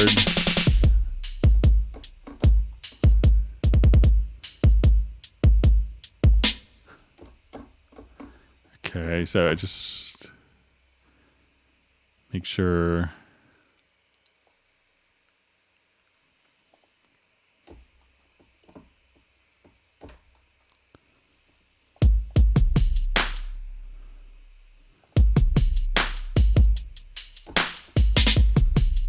All right, so just stop the pattern and see if we're.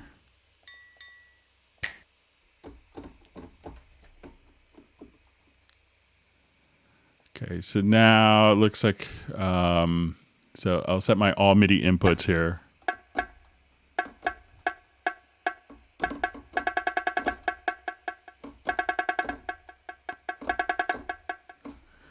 Okay, so I will try to add a MIDI track.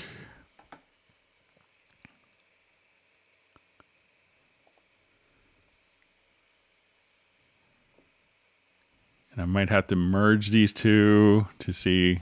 And this is probably very long-winded.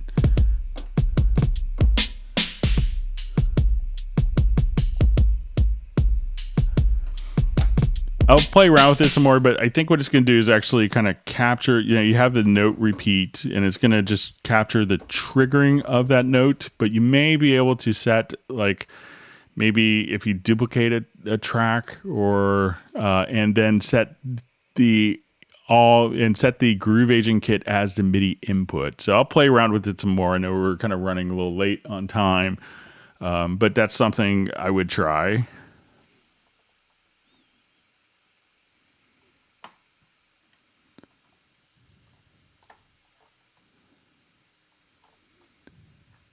Okay, and I know we had some questions that were sent in, so we'll get to those in just a minute.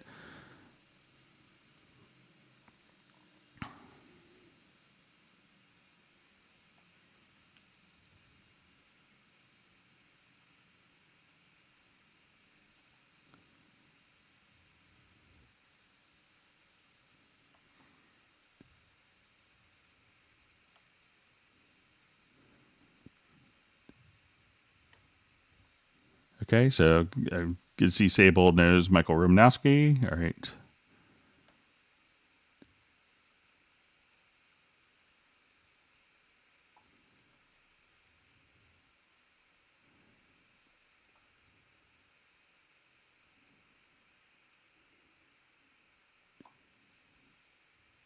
Okay, so we had just a comment on getting to know the control room a little better. So let's take a quick look at that. So the control room can do, quite a lot of different things. So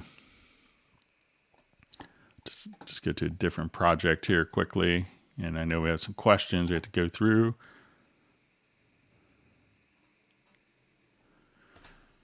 Okay, so things at the control room are really good for handling.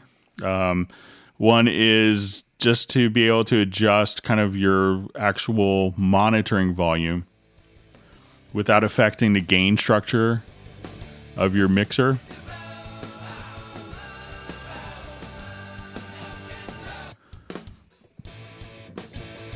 So this way I could have just a separate monitoring path. It's not going to affect the gain structure when doing exporting. We could have different monitors set up, and basically we use the inputs and outputs of your audio interface under your audio connections. And once we do this, everything will be configured and set up using outputs for speakers or for headphones. So if I wanted to also, be able to do, dimming or like, let's say I just wanted to dim and have that dim by, a specified amount of dB as you do that. And there's also kind of a listen mode. So when we solo tracks, we often get everything else muted. But if I wanted to hit listen, I could have the other tracks just dimmed down by a specified amount. If you wanted to do down mix presets to make sure that your mix is working in mono and stereo, you could do that. There's also going to be the ability of, when you wanted to switch between up to 4 pairs of speakers, that you have the capability of just saying, I want it to be on, speaker 1, speaker 2, speaker 3, speaker 4. And so you could just switch between multiple monitors without having a dedicated piece of hardware. And there's also where you could do headphone mixes for individual musicians while tracking. So that is some of the things that you could do. Just a quick overview of some control room stuff.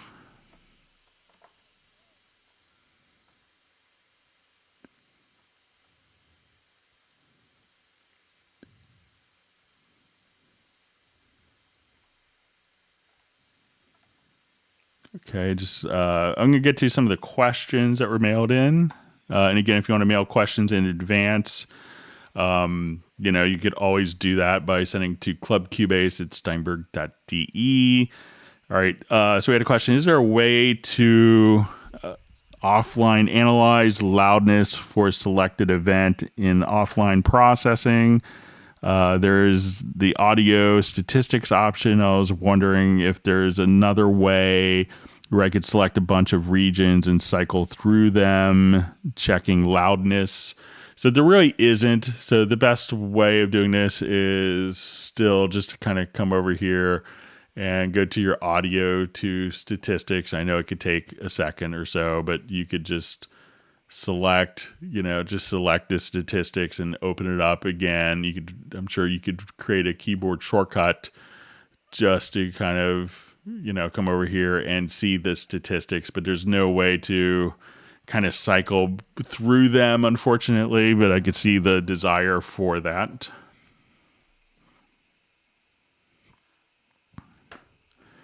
Okay, so just had a question about rendering a number of files together from a new file within Cubase without having to bounce from a master track and then importing it into Cubase, as well as from a rewire slave. So I haven't tried this with like a rewire slave, so I'm not sure if this works. But I think I did just, if you have like, audio and MIDI that's residing inside of, your Cubase. So say we have, just quickly, both audio and MIDI, I could select, these events here and just go to render in place. And if I wanted to have these be done individually, I could just say, okay, I'm going to select those. If I go to my channel settings, I could include various amounts of effects. But I could just say mix down to one file. I could mute the original, mute the source track. So when I say render, in just a matter of seconds, I could just take those, and that will mute the original audio tracks, and or you could choose to disable them, and now you could just, and if I do it correctly this time, where this isn't record enabled, so let's say I just select just those events. I won't select the tracks. I could do it either way, but just for demonstration purposes. So go to edit, to render in place, and just kind of I'll just choose to down mix those. And now that'll be multiple MIDI, audio, everything kind of just submixed together with the original, just mute it. But I don't have any rewire slave programs to test. So I'm not 100% sure on that. I know we had someone that had sent in a question about, dragging and dropping to the sampler track, if that was possible. So I haven't had any issues, and we had kind of exchanged emails to see what type of audio file it is. But someone was having the inability to just drag from the project window right in. So I would, one, make sure that the files aren't write protected for some reason. It could be that, but also try toggling the administrator status when you're running Cubase and see if that makes a difference. But I haven't had any issues dragging and dropping, the audio files right into Cubase. And another question we had mailed in was about finding in the media bay, when we go to Audition, that MIDI files that they're coming up as being not connected, especially in laser beams. So when we want to come over here, we can say, let's go to laser beams. So I'm just going to go to loops and samples, and we had laser beams specifically as an example here. So when I go to click, we could have MIDI files. So there's MIDI loops and MIDI files that we could see within the media bay. So a MIDI file is generic, and it says not connected. So you could come here and be able to route it to any device that you want. So if I come here and say I want this to go to, let's say to Prologue, and I wanted to play, it's going to play back that pattern through Prologue. Now, if we get to the point where, if it's a MIDI loop has the information of the instrument and the sound, associated with that particular loop. So at that point, when you trigger it, it's going to automatically, play back the correct instrument. But when we see what looks like the little 5-pin, MIDI, DIN cable icon here, this means that this could be sent out to any device.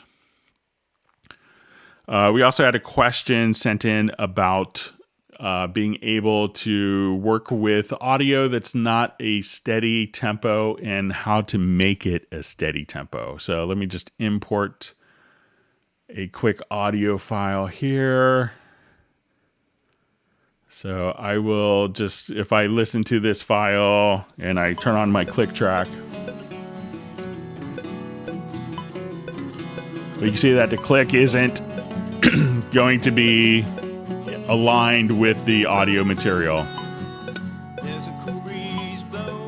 So what I want to do is, again, select the file, and they mentioned that they went to project to tempo detection. So we'll analyze that. And so now we listen to it.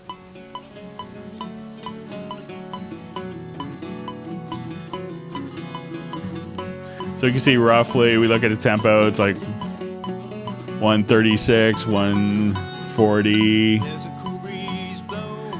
So if I wanted this to not have a fluctuating tempo, but for it to be perfectly steady or more in control, what I could do is I could select that particular file and go to my audio menu to advanced, and we'll say set definition from tempo. I will save it to the project. I hit OK. And now I'll say, let's make this a perfect. I'm going to turn off the master track. And I say, let's make it 136.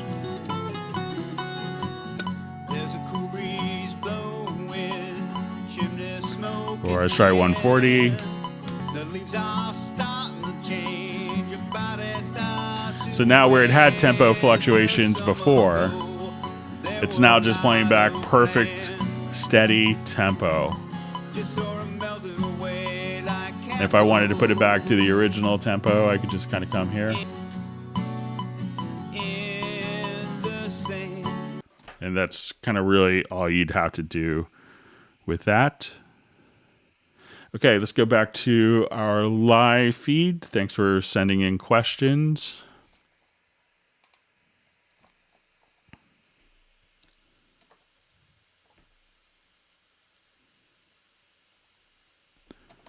Okay, we can grab the correct mouse.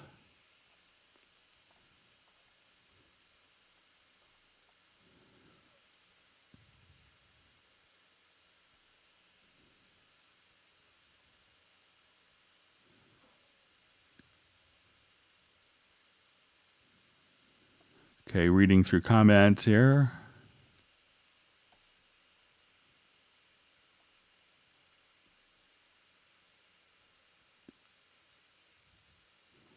You see Pablo mentioning that Cubase's control room is the most powerful weapon in its entire environment.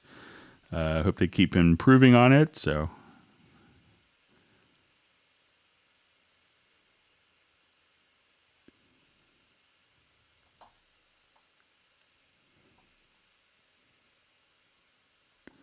okay, just reading through more comments here.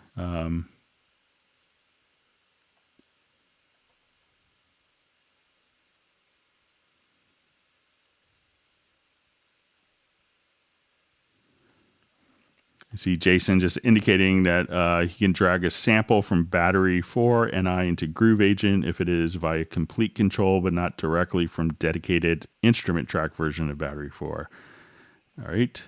So let me see. I think I may have caught up with all the questions. If there's other questions, please feel free to enter them in. If not, we'll just kind of break for the weekend a little bit early. We'll be back on Tuesday at 1 p.m. But if you guys have any last minute questions, we'll see if we can get those fit in. Let me just adjust something here quickly. And I'll wait just a couple minutes. I know we have a delay from when I speak to, there's usually about 10 to 20 seconds from when you guys hear. So I'll wait just a little bit, see if there's more questions.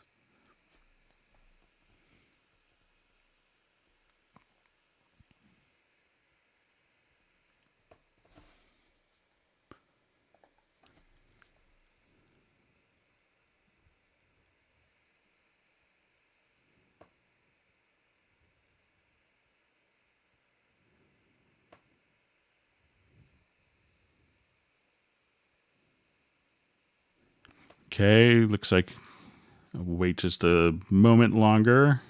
All right, so I see Jason thanking me, so you're welcome. Have a great, wonderful weekend. Greg, what is one of your favorite bands.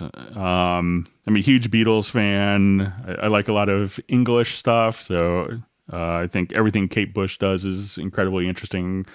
I like Chicago, the Terry Kath era of that stuff. I'm a huge classical nut, so I did a lot of orchestral playing through college, so I like a lot of that stuff. So we'll see if there's any other questions that come in.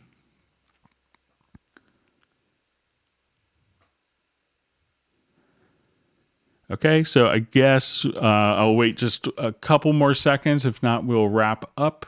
And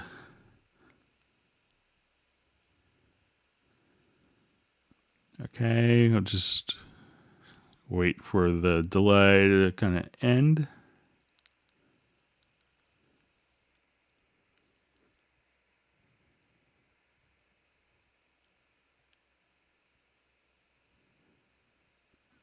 Yeah, just seeing Chicago Awesome from Pablo Vasquez. I really like it was a Leonid and friends who do all this. I think it's it's a group of Russian musicians that do Chicago covers on YouTube. So I could watch that all day. So, all right. So I guess with that, we will go ahead and wrap up. I hope that everyone stays safe and healthy and has a wonderful weekend. And we will see you on Tuesday's Hangout and make some great music over the weekend. Please take care and talk to you soon. Bye. All right. I just see what was my first Cubase version. Version 2 on Atari is when I got into it. So in 1991. So almost 30 years. All right. So I guess we'll go ahead and wrap. Thanks again for a wonderful hangout and all the great questions. And we will see you on Tuesday. Goodbye.